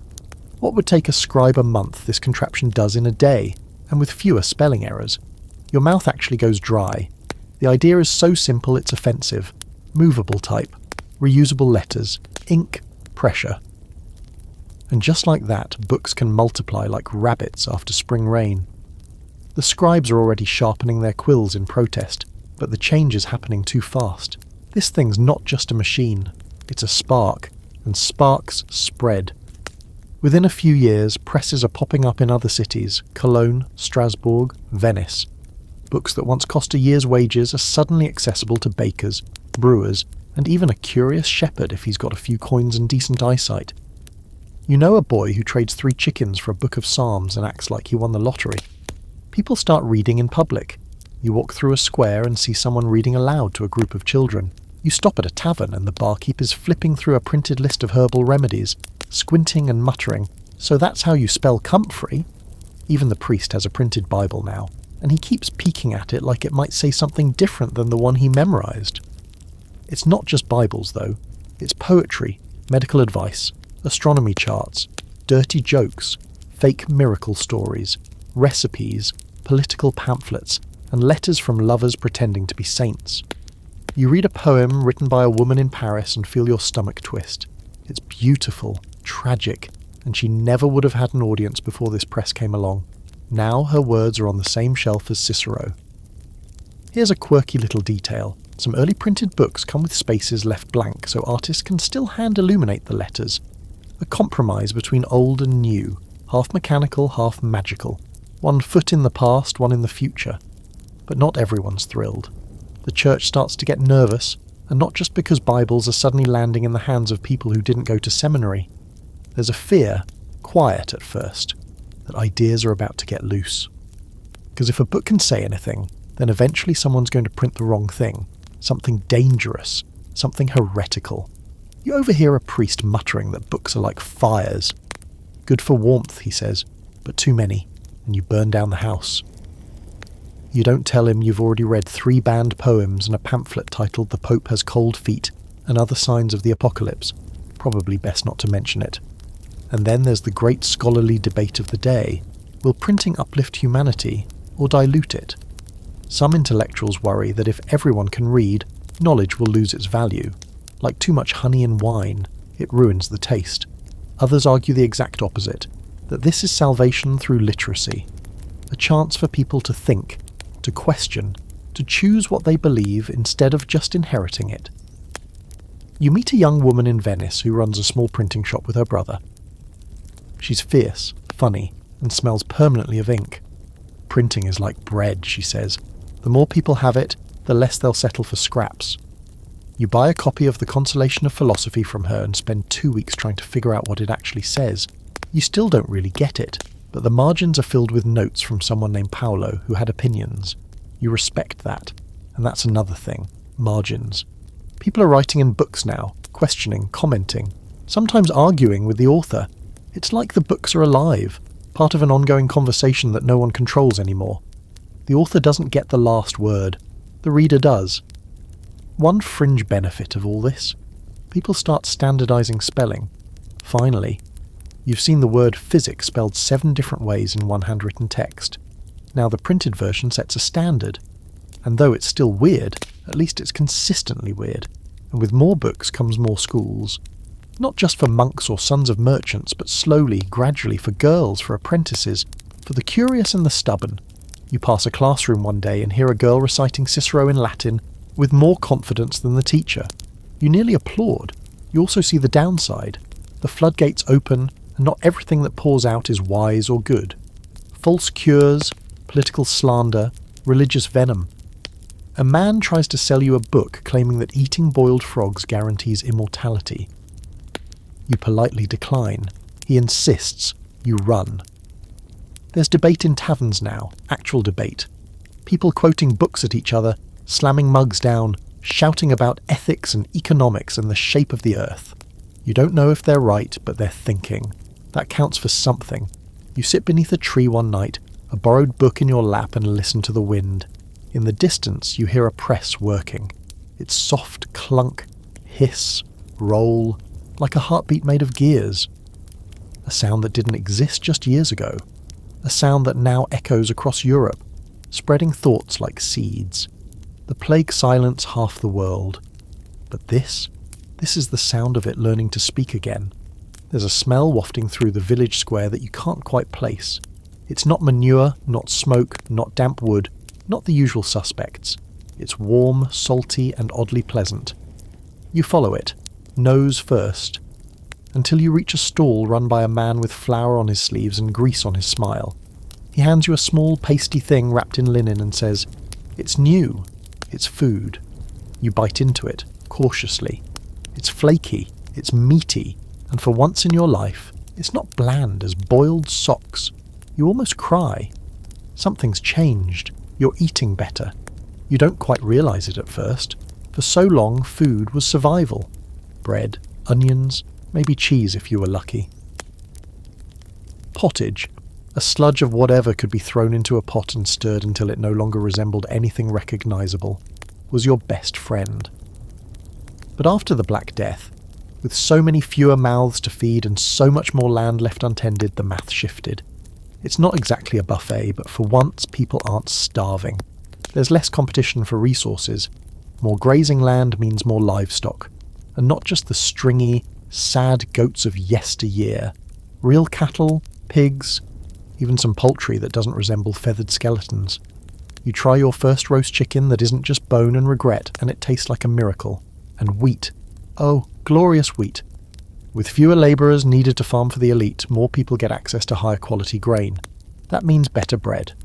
Not the dense, sour kind that chips your tooth and haunts your dreams, but bread that rises, bread that fluffs, bread that smells like something you might follow into a forest. And butter. People are putting butter on things now. You find yourself eating meals that come with actual flavour. Herbs, spices. You once heard about cinnamon in a story and thought it was a myth. Now someone's sprinkling it into wine and calling it restorative. It burns your nose a little, but you keep drinking. Quirky historical fact for you. In some regions, people begin experimenting with what are essentially the first cookbooks. Manuscripts filled with recipes for dishes with names like pigeon in almond sauce and sweetened parsnip surprise. The measurements are wild, mostly handfuls and vague approximations like until it seems done, but the intent is there. Cooking isn't just necessity anymore, it's art. a social signal, an excuse to show off. You visit a town where the mayor throws a feast to celebrate the reopening of a bridge. There's music, torches, trays of food, some of it's still unidentifiable though, but it's served on clean wooden boards, and someone thought to pair it with dried fruit. You eat until your belt protests, then lie in the grass watching the stars, wondering how something so basic, eating, can feel like a gift. With better food comes better health, oddly enough. Not that germs have gone anywhere, they haven't, trust me, but stronger bodies mean more resilience. Fewer children are dying young. More old people are hobbling around with suspiciously good posture. You meet a man who's 90 and still shoes chickens like it's a sport. Of course, not everything's perfectly nutritious. Sugar is starting to make more of an appearance, especially in wealthy households. You try candied almonds for the first time and understand instantly why someone would go to war over trade routes. They crunch, they melt, they whisper secrets to your soul. You consider selling your boots for a second helping. There's still plenty of inequality, don't get me wrong. Not everyone's eating swan with saffron or eel pie with a side of spiced pear. But the general diet of the common folk is improving. Slowly, unevenly, but undeniably. Less desperation, more balance. Beans and grains are still staples, but now they come with a little salt, maybe even a hint of garlic, and people are starting to think about food differently. You hear conversations in the marketplace that aren't just, can we eat this, but how should we prepare it? Recipes are exchanged like gossip. Boil the cabbage first, someone whispers, then fry it. Trust me. You do. It's amazing. Here's the scholarly debate of the moment. Did the plague directly improve peasant diets due to land redistribution and labour shortages, or was this just a coincidence born from overlapping trends in agriculture and trade? Some say better wages meant better food. Others argue that fewer mouths meant less pressure on production. Either way, you're chewing on meat more often now, and that's all you really care about. A fun fringe food fact? In some places, beer becomes safer than water. With so much water contamination, thanks medieval sewer systems, people start drinking small beer, mild, low-alcohol brews, even at breakfast. Kids drink it, monks drink it. You drink it and call it hydration. Cheers. With all this culinary enthusiasm bubbling up, public feasts become more common, not just for weddings or saints' days, but as community events. We made it through the sickness, one village elder says, raising a toast. Now let's live a little. Someone throws a loaf of bread in the air, it's caught, there's cheering. You're given a plum and don't question it. You help cook at one of these gatherings once. It's chaos. Smoke in your eyes, people shouting for more salt. Someone burns the porridge and claims it was intentional. But by sunset, the long tables are full, and so are the bellies. There's laughter, music. Someone starts dancing with a ladle. It's hard to describe the feeling. You're not rich, you're not powerful, but you're full. Full in a way your grandparents probably never were. Full in a way that makes your limbs feel heavy and your heart light. You sit with your back against a tree, hands sticky with honey, and think, this, right here, this is survival turned into celebration. You remember the days when you ate whatever was left, if anything was left at all. When winter meant root vegetables, thin broth, and hope. But now you see gardens blooming where weeds once ruled, markets bustling with choice, bread, cheese, greens, even a few foreign things you can't name. And you're learning to savour. Slow bites. Warm meals, shared plates. Because after so much death, even the act of eating together feels revolutionary. You never thought you'd care about sleeves, or fabric, or whether your cloak was cut from last season's pattern. But here you are, standing in front of a mirror in a market stall, tilting your head slightly, trying to decide if this new robe makes you look comfortably prosperous, or accidentally flamboyant. And the terrifying part? You actually care. Post-plague Europe is dressing up. It starts subtly. Tunics that hang a little better, cloaks dyed just a shade deeper. But then it spreads. Clothing becomes more than just a way to avoid freezing or horrifying the neighbours. It's identity. It's status. It's the early version of Instagram, but with more velvet and fewer hashtags. You remember what people used to wear? Plain wool, maybe brown, maybe darker brown. If someone was really fancy, they wore black. But now, things are getting theatrical. Bright blues, rich greens, patterns that look like they were designed during a fever dream. The wealthy are layering fabrics like they're collecting sins, and even commoners are accessorising with more flair. You see a man walk past with a feather in his cap so large it could probably lift him off the ground if the wind hit right. The tailors are thriving. So are the dyers, the weavers, the seamstresses. Entire guilds spring up just to handle the explosion of demand. Silk merchants start travelling like rock stars. Someone says silk comes from worms, and you try not to picture it while admiring your new sash. Clothes are suddenly saying things, not with words but with colours, cuts and layers. A tight doublet says, "I have money and I'm not afraid to choke." A billowy sleeve says, "I own land and I want you to notice my arms." Pointed shoes so long they curl upward at the end say, "I'm wealthy enough to wear shoes that can't be practical." You try on a pair once. You trip over your own feet and almost land in a barrel of pickled onions. So maybe not your look. Here's a fun historical quirk. Sumptuary laws begin popping up like mushrooms after rain. These are rules that dictate what people can and can't wear based on their social rank. Basically, if you're a merchant, you can't dress like a duke. If you're a tanner, you can't wear scarlet. If you're a peasant and somehow end up in velvet, someone's going to ask questions, and probably fine you. The logic is simple. Keep the social order intact. But the outcome? Comedy.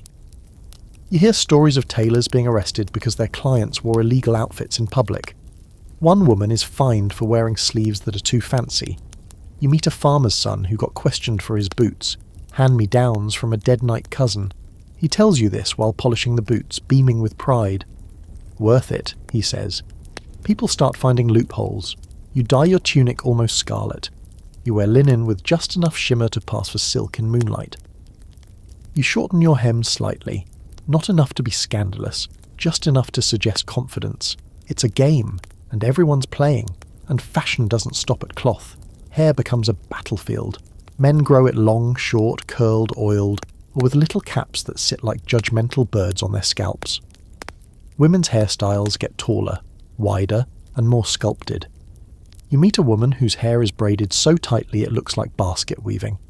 She can't turn her head fully, but she looks incredible. Accessories explode too, brooches, girdles. Belts with metalwork so detailed you stare at them longer than is probably polite. Pouches dangle from waists like miniature purses. Gloves become a flirtation tactic. You drop one in a tavern and someone picks it up like you've just proposed marriage. You do not marry them. One fringe detail that catches your attention. In some cities, fashion is directly tied to morality. Clergy start preaching against vanity and lustful dress. They rant about plunging necklines and doublet padding like it's the root cause of societal collapse. You listen to one sermon where the priest accuses fur-lined cloaks of inviting sin. Half the congregation is wearing fur-lined cloaks. No one moves. And of course, fashion has its politics. Nobles use it to assert dominance. Merchants use it to pretend they're nobles. Young people use it to annoy their elders. Widows use it to remind you they've survived. Clothing becomes armour, art, and rebellion, all stitched together with thread and ambition. The scholarly debate. Did the rise of post-plague fashion mark the birth of modern consumer culture? Some argue yes. As people gained wealth and mobility, they started spending not just on survival, but on style. Others say it was just a phase, traumatised populations playing dress-up to reclaim joy. You're not sure. But when you put on a well-fitted coat and catch your reflection in a bucket of rainwater, you do feel better. One afternoon, you help a friend sew their first new tunic in years. It's just wool, rough and plain, but when they put it on, they stand straighter. You see it in their face, the quiet pride, the sense of reclaiming something, dignity, presence, a self not defined by plague or poverty, but by choice. That night, you sit by a fire wearing your own freshly washed cloak, slightly too long and definitely too warm. It smells of smoke and rosemary. You listen to the chatter around you, laughter, teasing, one man boasting about his new leather boots like he just invented footwear, and you realise something. People are visible again. For so long everyone tried to disappear, to avoid the eye of death, to stay beneath notice, to survive by blending in. But now people want to be seen. And maybe that's the most fashionable choice of all. You walk past a castle one morning and notice something strange. No guards at the gate, no horses in the stable, the drawbridge is down, unattended, and the moat looks more like a stagnant ditch than a defensive barrier. You pause, squint at the high stone walls and realise the truth. The place isn't abandoned, but it is obsolete. Turns out castles are going out of style. It happens slowly, like all revolutions do. One minute they're the symbol of wealth, power, and you can't get in here unless I say so. The next, they're just very large, very cold stone houses that do a terrible job against gunpowder. Yes, gunpowder. That spicy black dust originally used for fireworks in China finally makes its way west and starts showing up in more aggressive settings. Cannons at first seem like novelty items, loud, expensive, mostly terrifying to the people using them. But then someone aims one at a castle wall and watches it crack. Not dent, not chip, crack. And suddenly, everyone's asking the same question. Wait, does this mean we're not safe anymore? Spoiler. Yes, it does. You watch the shift unfold over years. The traditional feudal fortress, high towers, narrow slits for archers, romantic ivy, becomes more of a liability than a defence. They weren't built to withstand constant concussive force. And once a few nobles see their beloved keeps reduced to rubble in under an hour, the architectural mood changes drastically. Enter the Fortress 2.0, lower walls, thicker bastions, angles designed to deflect cannonballs instead of inviting archers. Moats are still a thing, because mud is timeless, but now it's all about geometric design. Star forts, they'll call them eventually. Right now, they just look like angry hedgehogs carved into the countryside. You find work once on a construction crew helping to reinforce a town's walls with new outer earthen banks. It's back-breaking, muddy work. One man swears the whole time. Another mutters prayers, but they're building not for prestige, but for survival. The gun doesn't care how noble your blood is, one of them says, hammering a spike into place. It just knocks you down. And it's not just castles that change. War itself is shifting. You remember when battles were mostly sword and shield affairs? Loud, chaotic, personal. Knights in shiny armour yelling things like "Hold the line" or "For the realm." It all felt theatrical, like someone should be composing background lute music. But now soldiers carry long weapons that spit fire and smoke. They reload awkwardly, squint down barrels, and wipe black powder from their eyes. It's clumsy and loud, but it's effective, and it doesn't care whether you're wearing chainmail or just hoping for the best. Armour starts disappearing too. First it gets thinner, then, in some places, it vanishes entirely. Why spend a fortune on a polished breastplate when a bullet goes through it anyway? One knight you meet, older, bitter, smelling vaguely of leather and wine, mourns the change. Used to be a man earned respect with a blade, he says. Now any farm boy with a musket can drop a noble. You nod politely and move on before he starts singing about the good old days. Here's a quirky historical shift. As castles become less useful militarily, some get turned into houses. Big, drafty, uncomfortable homes, but homes nonetheless. Tapestries go up to hide the cracks. Fancy fireplaces replace arrow slits. Someone even puts glass in the windows. You visit one once. It's like living inside a slightly haunted museum, but the wine is good. Meanwhile, cities are taking centre stage.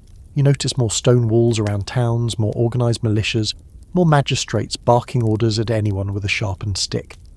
Power is shifting from the rural lords to the urban councils, and you can feel the anxiety in the noble circles. They hold dances and feasts and try to pretend nothing's changing. But they know. Everyone knows. There's a scholarly debate making the rounds. Was gunpowder the real death of chivalry? Some say yes. That when combat became less personal, so did the ideals around honour and bravery. Others argue that chivalry was already a dying flower, too expensive and too impractical for the gritty realities of plague-ridden Europe. Either way, the knightly class is in decline, and you've stopped pretending that shiny armour means anything more than good lighting. Another strange ripple effect. Fewer castles mean fewer isolated villages. Lords can't hide behind their stone walls anymore, so they're more involved in local life, whether they like it or not. You see more of them at markets. Some even work the fields, awkwardly, in slightly too clean tunics. A few are adjusting, finding new roles as landowners or financiers.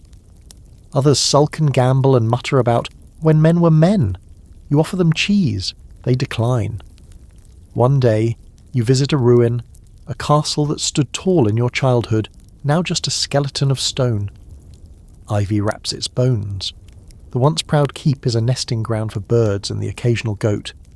You walk the empty halls, touch the cold walls, and remember what it felt like to believe this place was invincible. It wasn't. But maybe that's not a tragedy. Maybe it's just time. The world isn't ending. It's just trading in towers for terraces, swords for strategy, prestige for pragmatism. Castles crumble, but cities rise. Shields fall, but ideas take their place. And you, walking through the dust and echoes, know that nothing built to last ever truly does. Still, you pick up a loose stone from the ruin and put it in your satchel. Not because it's useful, but because some part of you wants to remember what it felt like when the walls still stood. You're in a town that doesn't smell like rot. That's the first thing you notice. Not the scent of lavender or bread or beeswax candles, though those exist here too, but the complete absence of the usual. No human waste trickling down open gutters, no butcher's leftovers being fought over by dogs and flies. The air is like crisp, clean, almost unsettling, like you've wandered into a place that forgot it's medieval. Turns out you've stumbled into a town that's embraced something radical. Public health. Now, don't get too excited, it's not modern sanitation. No one's doing surgeries with gloves or boiling their water just yet. But something's definitely changed since the worst days of the plague, when the streets were rivers of filth and you had to step over a corpse to buy onions. People are finally realising that where you live, what you breathe, drink and step in, matters. Cities and towns, still haunted by the memories of mass graves and empty homes, are starting to look around and go, you know what? Maybe we shouldn't just throw our waste out the window. You hear words like ordinance and regulation being tossed around at council meetings. And yes, it's still mostly men with money making the decisions, but they're talking about drainage, not just taxes. One town even hires someone full-time to sweep the streets, a muck man. You meet him once. He's got a shovel, a strong back, and the 1,000-yard stare of someone who's seen things no one should ever have to see.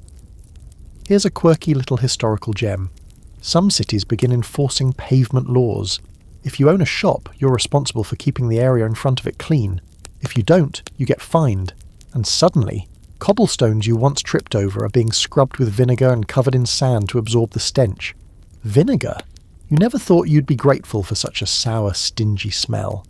Sewers are still primitive, mostly open channels or wooden gutters, but at least they're being built.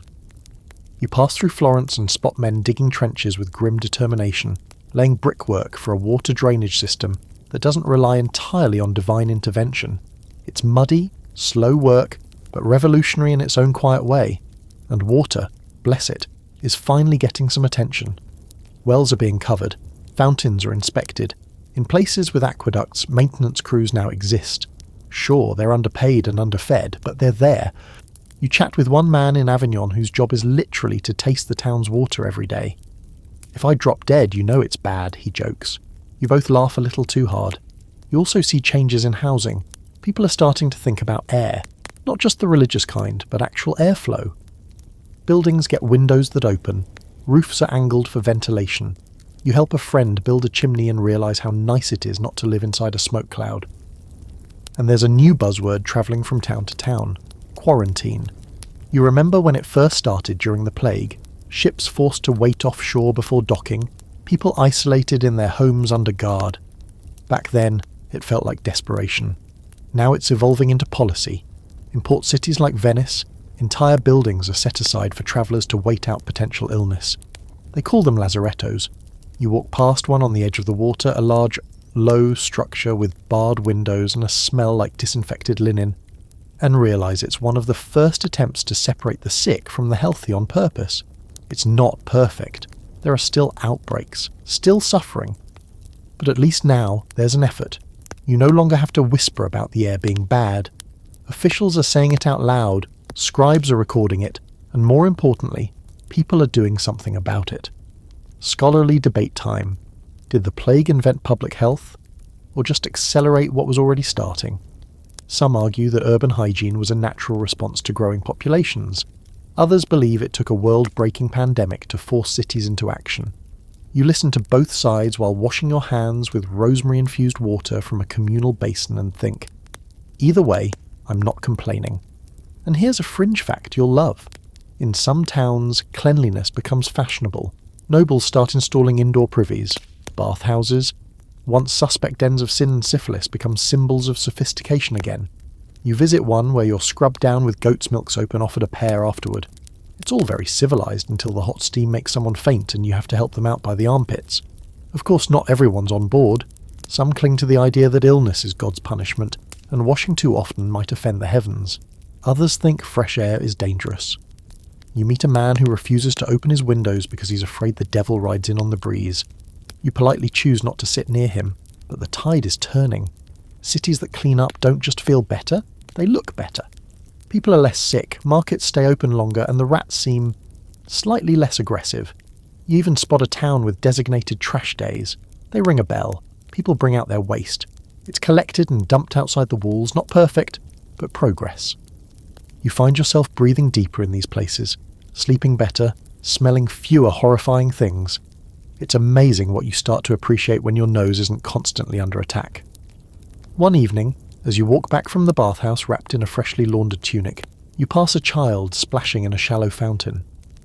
Clean water flows from a carved lion's mouth, and for a moment, everything feels simple. Possible. The world is still messy, still fragile. But now there are hands, hundreds, thousands, scrubbing, digging, mending and reshaping it, quietly, steadily, like hope with a mop. You're woken up before dawn by shouting. Not the kind that signals fire or attack, but the angry, rhythmic sort. Dozens of voices rising together in a rough chorus of complaint. You rub the sleep from your eyes and peek out the window of your room above the inn. Below, a crowd has gathered. Farmers, tanners, weavers. A few women with aprons tied tight and eyes sharper than any sword. They're holding torches not because it's a riot, but because they want to be seen.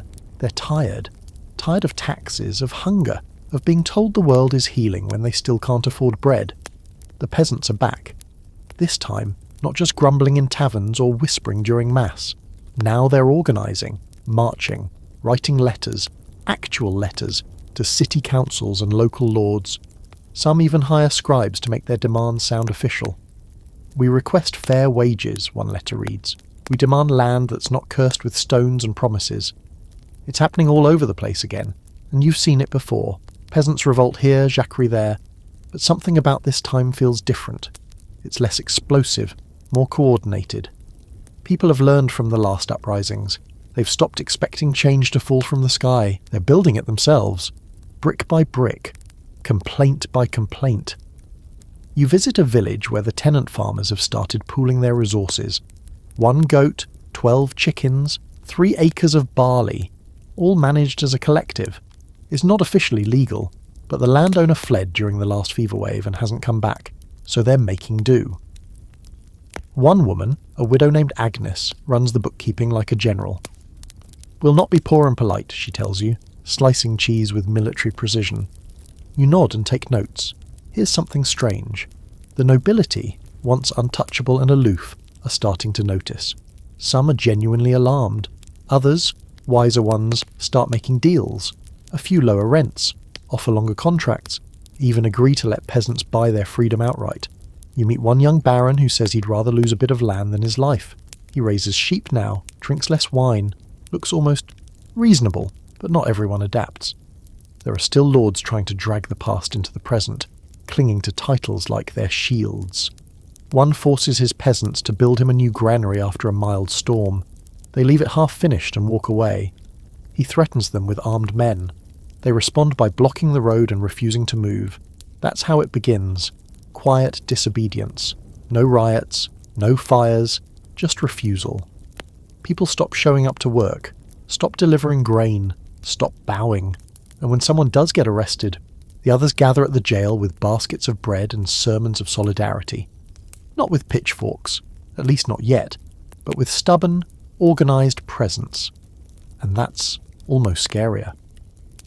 You sit in on one of their meetings, just a quiet evening gathering in a barn lit by lanterns and smelling faintly of hay and ambition.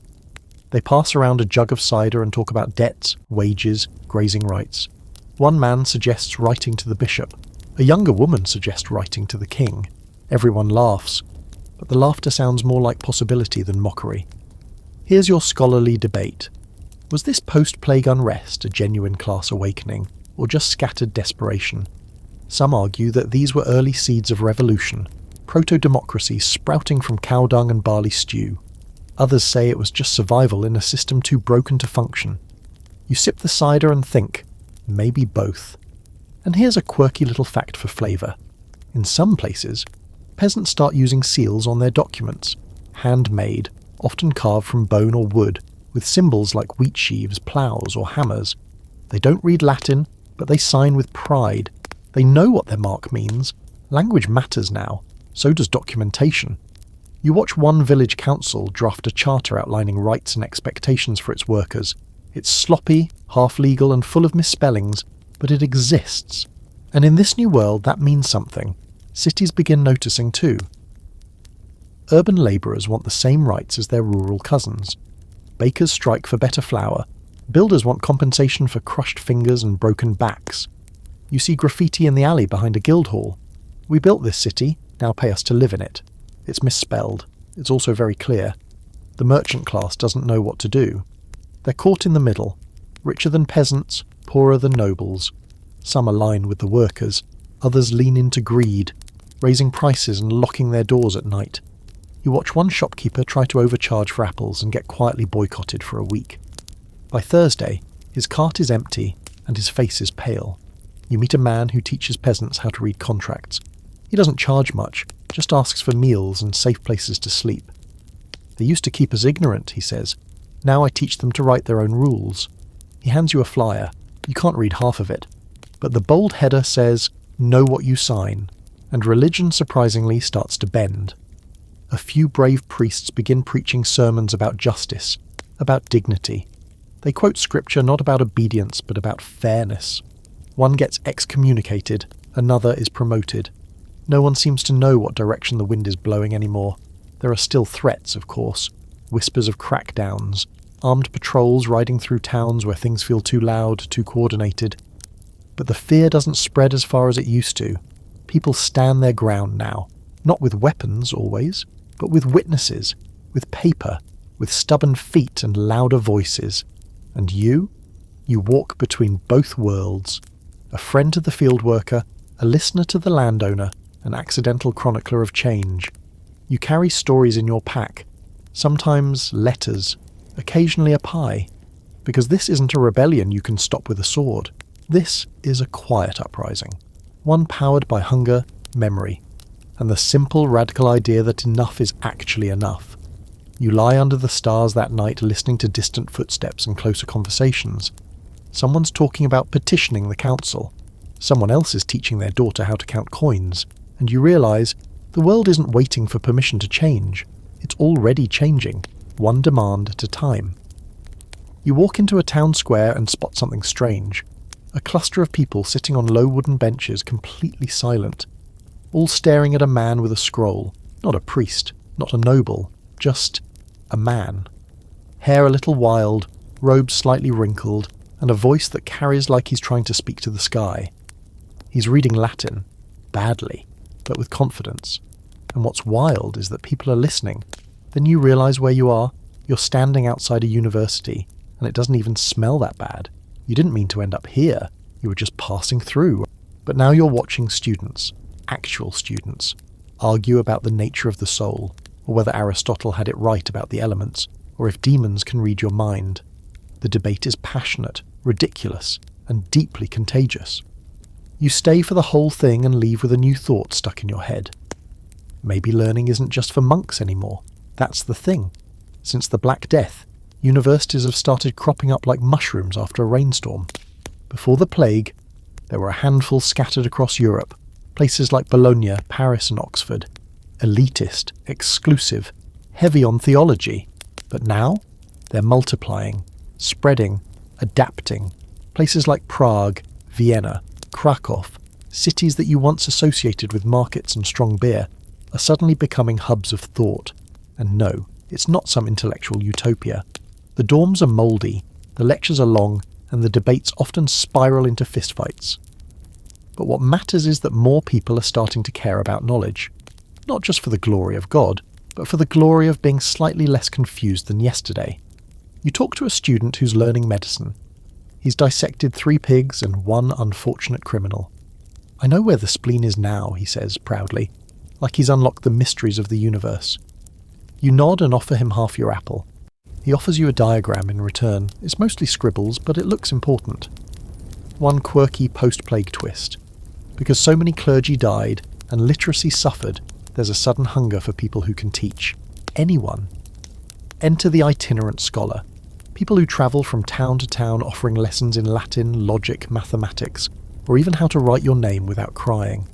You meet one who charges a loaf of bread per lesson. You pay double for a refresher on fractions. Women too are finding cracks in the academic walls. Still mostly barred from formal universities, but not from learning altogether.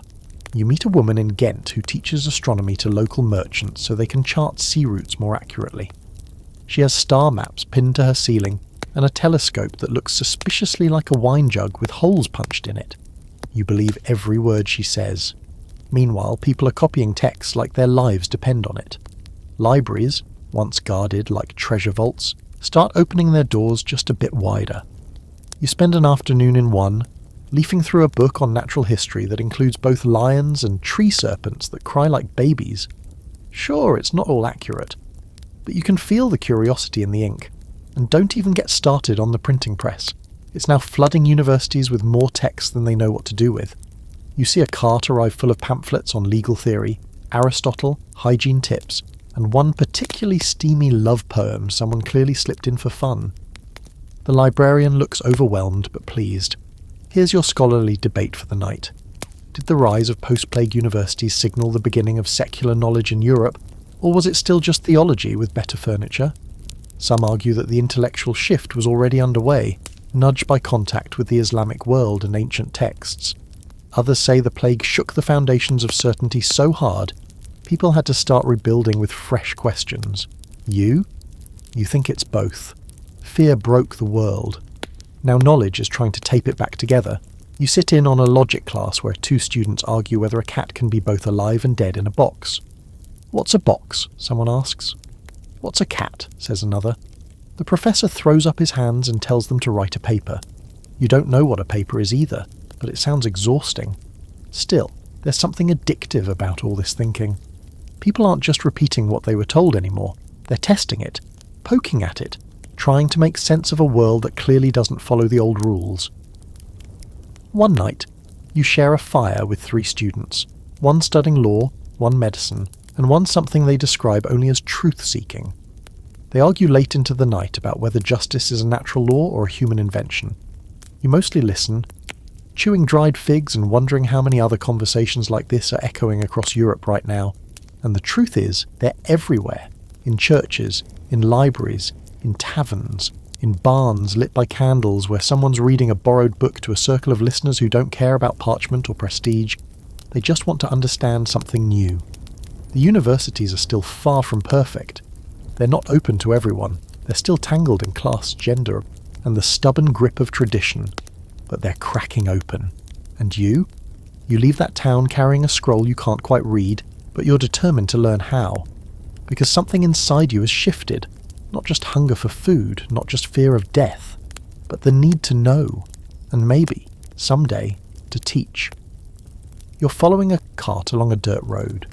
Not because you're particularly interested in its destination, but because the back of it is playing music. Not intentionally. It's the way the wooden wheels clunk over uneven stones, creating a sort of thump-thump rhythm that blends with birdsong and the low hum of chatter ahead. The cart belongs to a family, or maybe a group of families migrating together, their belongings strapped down under tarps and blankets. Chickens squawk softly from under a basket. A child walks barefoot alongside, singing a song you don't recognize. You realize something big is happening again. People are on the move. The plague didn't just kill bodies, it uprooted communities. Entire villages disappeared, families shattered, land left empty, jobs undone. But now, in the long, strange wake of that loss, people are shifting like waves, leaving old places behind, trying to find or make something new. Migration isn't chaotic anymore. It's strategic. People weigh options, ask around. Is there work in Ghent? What's the harvest like in Burgundy? Are there fewer rats in Lübeck? The answers aren't always reliable, but they spread, passed from traveller to traveller, forming a kind of whispered map of opportunity. You meet a mason who's moved 4 times in as many years. He says he doesn't even unpack anymore, just keeps his tools tied up in cloth so he can leave quickly if a better offer comes. The stone doesn't care where I cut it, he tells you. Why should I? There's a quiet reshaping of Europe happening beneath your feet. Not by kings or councils, but by tailors, blacksmiths, widows, shepherds. They move not because of war exile, but because they can, and because for once someone needs them more than they need the land. It's not just individuals moving, whole communities relocate. You walk through one village abandoned by disease and see it slowly being claimed by newcomers. The old church is patched with fresh stone. The fields, once overgrown, now bear tidy rows of barley. The graveyard, though untouched, has new flowers laid beside old markers. These aren't ghosts repopulating the town, they're survivors, rebuilding it. Here's a quirky fact you stumble across in a port town. Entire trades are migrating. Textile workers from Flanders move south. Glassblowers from Venice turn up in small inland towns. Swordsmiths follow noble families across borders. It's like Europe's skill sets are being shuffled in a giant deck of cards. Some cities flourish from the influx, others flinch. Local councils try to manage the shift. Some welcome newcomers with open arms, offering land, tools, even tax exemptions. Settle here, they promise, and we won't bother you for 5 years. Others slam the gates shut. Strangers bring trouble, they mutter, and probably more fleas. But the gates don't stay shut for long. If one town refuses to grow, the one next door scoops up the labour, the ideas, the trade. You pass through a border region where the dialect is a soup of 4 languages, and the baker sells bread shaped like a Turkish knot, filled with Polish cheese made by a woman from northern Italy. It's delicious. You buy 3. A fringe development. Some towns begin issuing migration papers, basic records of where someone came from, what trade they practice, and whether they left their old town in good standing. It's the closest thing to a resume you've ever seen, and suddenly everyone wants one. You meet a man who fakes his, claiming he was once a scribe for a bishop. His Latin is terrible, but he gets the job anyway. With all this movement, cultures begin to blur in fascinating ways. You attend a wedding where the bride wears a linen veil from Brittany, dances a Hungarian circle waltz, and feeds her guests dumplings you swear came from somewhere east of Krakow. No one bats an eye. It's tradition, someone says, though no one's quite sure whose tradition. Of course, there's tension too. Locals don't always trust newcomers. They're taking our jobs, one tanner says. They smell different, adds another. You nod politely while remembering your own bath frequency hasn't exactly been consistent. But over time, resentment often gives way to pragmatism. If the new guy fixes the mill or the roof or the church bell tower, people learn to like him, grudgingly at first. Then genuinely. Here's your scholarly debate to drift off to. Did post-plague migration weaken national identities by creating a more blended pan-European culture? Some say yes, that borders became blurrier and languages softened at the edges. Others argue the opposite, that as people moved they clung tighter to their origins, preserving their customs more fiercely. You've seen both, the woman who insists on kneading bread the old way, and the boy who learns 3 languages before his 10th birthday just to haggle better at market. One of the strangest side effects, maps begin to improve. With more people travelling, more demand grows for accurate roads, distances, landmarks. You find a tattered one tucked into a merchant's coat, drawn by hand, mostly wrong, but charmingly ambitious. There be wolves here, it says over a forest. Friendly baker in this town, it notes beside a river. You copy it for yourself. And with movement come stories. Tales picked up along the road, twisted in the telling, embroidered with each retelling. You sit by fires and hear of ghost ships in the Baltic, of mountain hermits who know lost cures, of cities made of gold and glass that only appear to the pure of heart. You don't believe them all, but you listen. Always. Because moving does more than reshape geography. It reshapes memory. History itself becomes fluid, like the people living through it. Where are you from? Where are you going? What have you seen? These questions are asked more often now, not to judge, but to know. And you? You find yourself walking more, not with urgency, but with purpose. A town you never planned to visit becomes your home for 3 seasons. You mend roofs, teach someone to write their name, and fall asleep to a lullaby you've never heard before, sung in a language you barely understand. It doesn't matter. You're part of the movement now, the gentle, stubborn rearranging of the world by its most ordinary people, not conquerors, not kings, just those who kept walking. The morning begins with bells, not church bells, not wedding bells, market bells. 3 quick clangs from the tower near the Guildhall, echoing down narrow cobbled alleys like a summons. You stretch, yawn, and wander toward the sound along with half the town, drawn not by obligation but curiosity. Market day again. You've started to lose track of time in weeks and measure it in produce, but this isn't just about apples and eels. Markets have always existed, sure, but what's happening now is something different, something louder, faster, more organised. Trade is no longer a slow trickle of cartwheels and barter. It's becoming a system, an engine, a network. You're watching the rise of the merchant class. It starts with the goods, bolts of cloth from Flanders, dried figs from Greece, spices from the Levant. Objects that used to be rare and sacred are now, if not common, at least attainable. You hold a piece of silk once, real silk, and feel your brain stutter. It's so light it barely exists, and yet it's worth more than your entire cart. The people selling it are even more fascinating. Not lords, not clergy, just well-dressed people with good handwriting and excellent boots. They negotiate like poets, always 3 steps ahead in both thought and profit.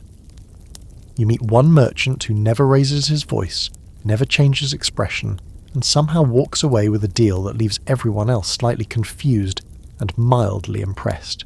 Money too is shifting. Barter is still around, but coinage is becoming the language of legitimacy. You start seeing scales in every shop. Debts are recorded, ledgers appear, little leather-bound books filled with names, numbers, and the occasional passive-aggressive note like, "Refused payment again, pray for his cow." You help copy a ledger once. It's surprisingly juicy. Trade, as it turns out, is built on trust, and trust is built on gossip. Who paid late, who watered down their wine, who once tried to pass off dyed goat leather as imported Spanish hide. It's an economy, but also a high-stakes soap opera. Guilds are booming, bakers, tanners, weavers, glassmakers. Every craft you can name has a group now, complete with rules, rituals and initiations that sometimes involve suspiciously spicy stew. You're not a member of any guild yourself, but you've sat in on their meetings. They talk about wages, apprenticeships, and more frequently than you'd expect, whose nephew is ruining everything. Guilds set standards, protect their trades, and push back against noble interference. Some towns even let guilds govern. You hear someone call the head of the Blacksmiths Guild mayor without irony. It's still a strange word, but one that's starting to matter. A quirky historical twist. Merchants start writing letters in code. Not military code, price code. They disguise the cost of goods in their correspondence so competitors can't undercut them. You read one that says, "Our cousin Balthazar is well fed but expensive this season." Turns out Balthazar was a code word for pepper. Wild. Trade routes expand by land, sea, river, and sheer stubbornness. You travel for a time with a spice caravan and watch as they negotiate tolls at city gates like it's a chess match. In one port you see cranes lifting crates off ships with terrifying precision. The dock workers barely speak the same language, but the rhythm of profit is universal, and markets aren't just for goods anymore. Ideas move with the same speed. You watch a printer sell books beside a fishmonger.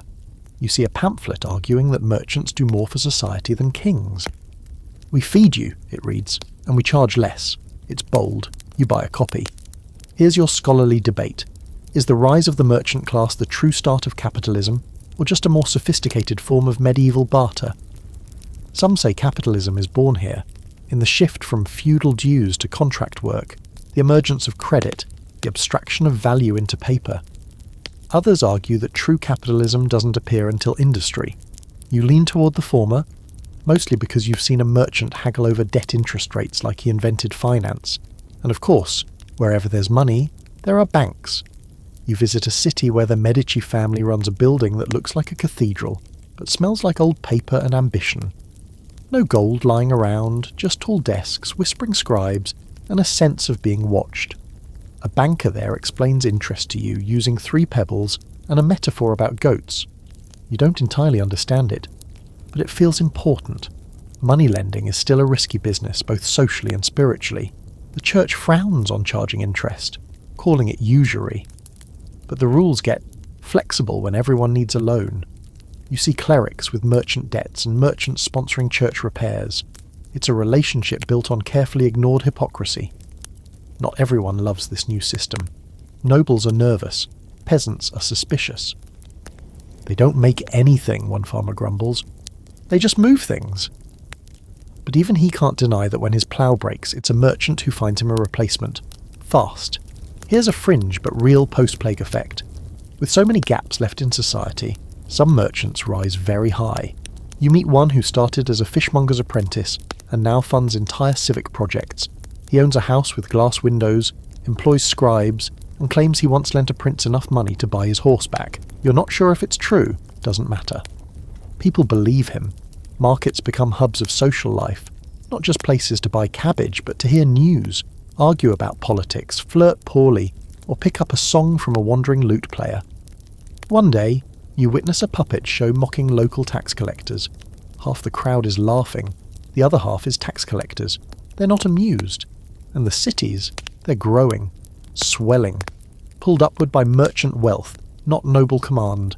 Houses with more than one floor, stone buildings, public fountains. One city even builds a town hall with a clock on it. A clock. Time itself is becoming something to manage, not just endure. You walk through a market square at dusk, the stalls half empty, the torches flickering on. Children chase each other between barrels. A merchant counts coins. A baker hums as she closes shop. You smell roasted onions, cinnamon, the faint sharpness of iron from the farrier's booth. And you realise, this isn't just commerce. It's the heartbeat of a new world. Steady. Complicated. Relentless. You sit in a candlelit room, hunched over a desk that wobbles slightly every time you shift your weight. Outside, it's raining softly, the kind of rain that makes you grateful for walls. Inside, the air smells of melted wax and damp wool, but the thing that holds your attention is in front of you. A page. A single sheet of heavy paper, cream-coloured and slightly warped, covered in words so precise they might have been carved instead of written. And the thing is, you can read it. You're not fluent, not elegant, but enough to trace a sentence with your finger and whisper it under your breath.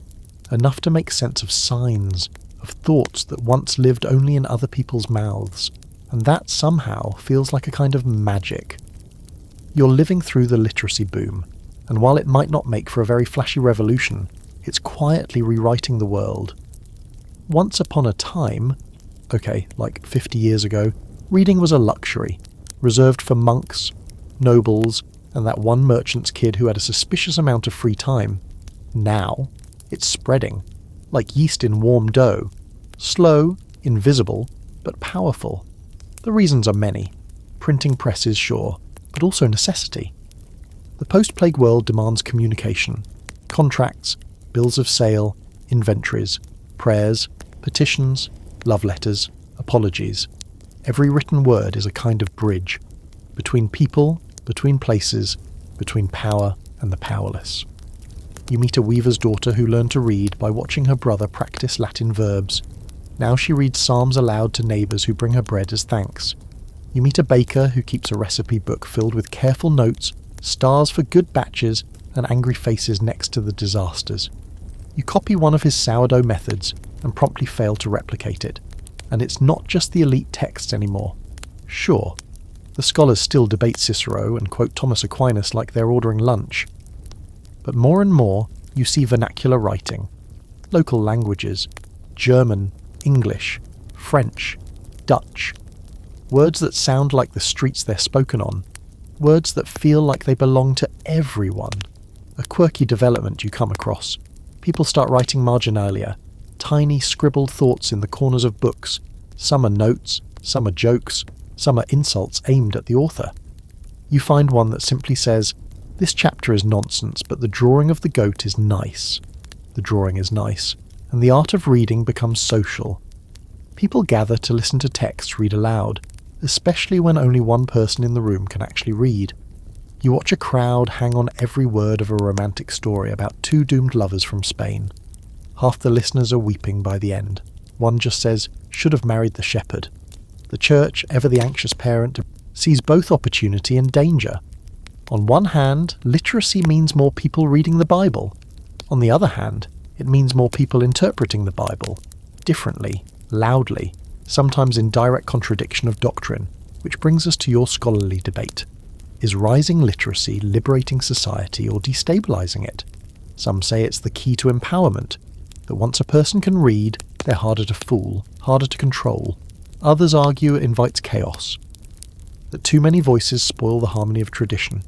You sit in on a heated discussion between two friars, one quoting Augustine, the other quoting a peasant woman who read a book once and decided the saints were overrated. You quietly eat your apple and say nothing. Another fringe effect of this reading craze? The emergence of personal journals. Not the grand diaries of kings, but small, humble notebooks filled with weather reports, dreams, petty complaints, and long lists of things one hopes to accomplish before death. You read one that says, 1. Buy shoes that don't squeak. 2. Learn to flirt better. 3. Avoid Bernard. You do not ask who Bernard is. Books become status symbols, not just for their content, but for having them. Even a small shelf of books, especially in the local tongue, is a source of pride. You visit a house where the books are displayed more prominently than the fireplace. They're a little mouldy, still beautiful. And the stories themselves, they're multiplying. Folktales once passed mouth to mouth are now preserved on paper. You read one about a talking cat who tricks a queen into marrying a fisherman. It makes no sense. You love it anyway. You also start seeing instructional texts, manuals, guides. How to keep bees. How to dye cloth without poisoning your neighbours. How to write a letter that doesn't sound desperate. They're clunky and full of opinions, but useful. You once relied on gut instinct to fix a broken wagon wheel. Now there's a diagram, and 3 different methods depending on wood type. You meet a wandering scribe who teaches writing in exchange for meals. He shows you how to hold a quill without stabbing yourself and how to form a passable lowercase g. You ask how many people he's taught. He shrugs. I stopped counting after I taught a dog's name. The dog, by the way, is very proud. Still, access isn't equal. Many can't afford books. Many can't read at all. But the desire is there now, burning like a candle in a drafty hall. You see eyes light up when someone sounds out their first sentence. You watch a grown man write his name for the first time and stare at it like it just proposed marriage. And that's the thing. Literacy doesn't just open books. It opens minds, changes how people think, how they see the world. Suddenly, thoughts can last longer than breath, travel farther than footsteps. You copy a poem onto a scrap of parchment and leave it on a bench. A week later, you find someone else has added a line beneath it. You don't know who, you don't care, because the page lives on, and so, in a quiet way, do you. You're wandering through a village one grey morning, fog clinging to your boots and breath curling like incense from your nose, when you hear something that makes you stop. Not a scream, not a sermon. It's a question, soft, hesitant, but electric. But what if they're wrong? You follow the voice to a group of people gathered under a chestnut tree. Not many, 6 or 7, dressed plainly. One's holding a book. Another clutches a worn rosary. They aren't shouting, they're wondering. And in this world, still stained by plague, still stitched together with habit and hierarchy, wondering out loud is borderline revolutionary. Welcome to the spiritual storm no one quite saw coming. See, before the plague, religion was a monolith. One church. One doctrine. One structure that explained everything, from fleas to famine to your uncle's strange tendency to sing at funerals. It comforted, it warned, it punished. It was the air you breathed. But then half the world died, and prayers for many went unanswered. Now people are starting to ask questions, not all at once, and not all loudly. But the doubt is there, creeping under the doors of chapels, clinging to the hems of priests' robes. And while some cling harder to the old beliefs, crossing themselves twice as often, weeping at relics, giving up meat for 3 extra days a week, others start shifting. You meet a man who claims he talks to God directly. No priests involved, just him, the stars and the psalms. He has eyes like cracked glass and smells vaguely of mint. You don't know if he's a prophet or just lonely, but he gives you a folded note that says, "The church is a house. Faith is the fire inside. You keep it." In Bohemia, you hear people whispering the name Jan Hus, a preacher with a sharp tongue and a sharper pen. He's been poking at the church's authority, asking why indulgences cost money, why sermons can't be in the local language, why priests seem more concerned with gold than grace. His followers, the Hussites, are multiplying, quietly, strategically. You see their symbols scratched into tree trunks and alley walls, a chalice, a flame. A few towns over, someone's burning books. A few days later, someone else is copying them in secret. It's not just Huss, it's Wycliffe in England, writing down his ideas so feverishly you'd think salvation depended on punctuation. It's mystics, real ones, like Julian of Norwich, who speaks of divine love like it's warm bread in your hands. "All shall be well," she writes, over and over, like a lullaby against despair. That's the fringe fact of this era. Even as formal religion frays at the edges, personal faith flourishes. Pilgrimages become less about obligation and more about longing. People begin to pray not out of fear, but hope. You visit a hermit living in a hollowed-out tree who speaks about forgiveness, like it's a fruit he's offering, fresh and impossible.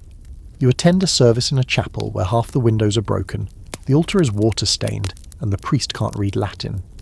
But when he sings the Kyrie in the local dialect, the congregation joins in like it's a song they've known since birth. It's rough, it's off-key, it's beautiful. There's a scholarly debate, of course. Did the Black Death break the church's power, or just force it to evolve? Some say the clergy's failure to stop the plague shattered public trust. Others argue it was more about access, more literacy, more printing, more debate. You listen to both sides while standing beneath a cathedral that took 2 generations to finish. You admire the stonework and also wonder how many taxes it cost. The church itself isn't blind to all this. It begins to respond. You see more sermons in vernacular, more attention paid to charity, to community. Some bishops embrace reform, others double down, wagging fingers and quoting Leviticus with increasing volume. One friar in particular becomes famous for preaching against dancing, drinking, and smiling too much.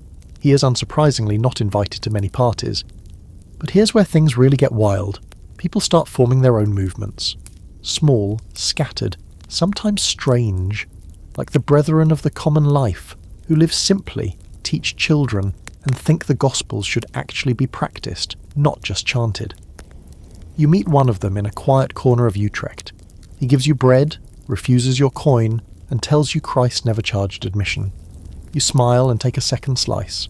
Religious plays become wildly popular, staged in marketplaces, churchyards, sometimes even inside barns. They depict saints and sinners, devils and martyrs. One you watch has an angel in a cabbage cart and a devil who tap dances. The message is muddy. The audience loves it. You also see signs of darker cracks. Witch hunting begins to bubble in certain corners, born from fear, superstition, and the eternal need to blame someone. You meet a woman who carries a small stone carved with a protection symbol. "Just in case," she says, before giving it to you. You accept it, grateful but unsettled. One town builds a shrine to a local boy who survived the plague and claimed to see the Virgin Mary in a puddle. They sell souvenir ribbons. The church sends a delegation to investigate. The boy disappears. Meanwhile, the idea of translation gains momentum. If scripture can be printed, can it also be shared, in every tongue? You hold a piece of a translated gospel once smuggled out of England. The ink is faint, the pages are thin, it reads like a whisper. Like truth slipping past guards in the dead of night. One night you attend a debate, hosted in a barn naturally, between a priest and a schoolteacher. The topic? Should people be allowed to question the church? The priest quotes tradition, the teacher quotes Job. At the end, they both share a drink. You leave unsure who won. You suspect that wasn't the point. Faith, you're realizing, isn't fading. It's fracturing. Splintering into 1,000 small altars lit by hope, frustration, love, and loss. You pass homes with crucifixes carved into the lintel beside a charm made of herbs. You see saints painted beside astrological charts. You hear blessings that sound more like spells, and spells that sound suspiciously like prayers. You fall asleep that night in a chapel, head resting on a pew polished by centuries of elbows and tears. The moon slips through a cracked stained glass window. A breeze moves through the nave like breath. And you understand, finally, belief didn't die with the plague. It just stopped asking permission. You wake to the sound of hammering. Not war drums, not the call of a blacksmith, but the precise rhythmic tap of a chisel-shaping stone. When you step outside, you follow the sound to its source and find something astonishing. A wall, half-finished, curving gracefully along the edge of a town you barely remember passing through last spring. But now it's grown, taller, stronger. It has new gates, new towers, and streets inside that don't smell like despair. Someone's even planted a row of trees. It hits you slowly, like dawn easing over the hills. Just how much has changed since the last time you stood in a place like this. The world isn't rebuilding anymore. It's been rebuilt, and not just in walls and wood, but in how people live, think, move, dream. You look around and see society reshaped. The quiet, strange afterlife of the plague has now bloomed into something far more complex. It doesn't look like a perfect world. It still creaks and groans, still leaks at the edges, but it no longer feels like a collapsed one either. Cities are bustling with noise and purpose. Market bells ring. Guild apprentices spill into the streets, and you even spot a group of children walking in formation behind a teacher with ink stains on his robe. You follow them for a few blocks and catch snippets of their lesson, multiplication tables and the names of local rivers. They're not monks, just kids, and they're learning. You wander into a building that smells of beeswax and bureaucracy. It's not a palace, not a fortress, just a town hall. Inside, clerks bend over scrolls and ledgers, sealing them with careful flourishes. A man in a rough cloak argues about road repairs with a woman who sells wool. No one draws a sword. No one invokes divine right. They take a vote. Yes, they argue about roads. You marvel at how power has diffused. Still uneven, still layered in class and coin, but no longer clutched in the fists of just a few. The great lords, once armoured behind stone and lineage, are now landlords, and occasionally accountants. Their castles are no longer seats of fear, but family homes with draughty parlours and peacocks in the courtyard. The middle class, once a whisper of an idea, is now speaking in full sentences. Merchants, artisans, scribes, they own property, hire workers, and influence policy. You meet a cobbler who proudly explains he owns not only his shop, but 2 stalls in the market. They laughed when I bought a 3rd goat, he tells you, but who's laughing now? He is, loudly. And peasants? They're still working, still struggling, but not like before. Many own their land. Some lease it on fairer terms. More than a few have saved enough to build sturdier homes. You pass a village where nearly every house has a tiled roof and a vegetable patch out back. There's even a well with a wooden cover and a pulley system so advanced it makes you blink twice. You sit one evening by a fire with a family whose name you don't catch. They tell you they were serfs once, bound to a lord who died during the first wave of plague. No one came to reclaim the land, so they claimed it themselves, slowly, carefully. They raised chickens, then children. Now their eldest is learning to read. There's still hunger sometimes, the mother says, but at least it's our hunger. Your scholarly debate, if you feel like turning this into pillow talk. Did post-plague Europe birth the early modern world? Or was it just a blip in the great slog of medieval time? Historians argue endlessly. Some see it as the spark that lit the Enlightenment. Others see it as a detour, a brief flirtation with change before the return of kings, wars, and familiar oppression. But you've walked the roads, smelled the shift in the air, watched the gears grind forward, however slowly. You've seen society rewire itself. Here's a strange fringe detail that sticks in your mind. A group of villagers in the Alps have created what they call a time circle. They gather every season to discuss how the last few months went. Harvests, disputes, births, deaths. It's not a government. It's not even written down. Just people talking about life in a structured way. You attend one meeting. They debate how long the community's communal sheep should graze each week. The whole thing is civil, calm, and weirdly inspiring. Someone brings stew, no one shouts. And what of art? Oh, it's everywhere now.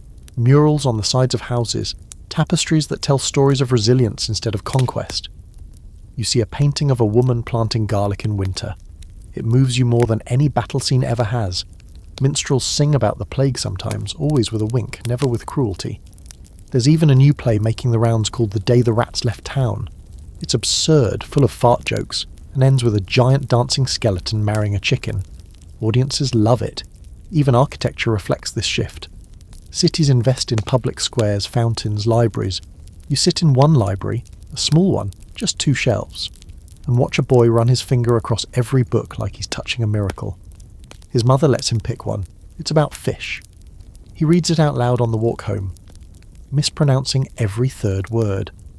And still, beneath all this rebuilding, a quiet truth lingers. Grief.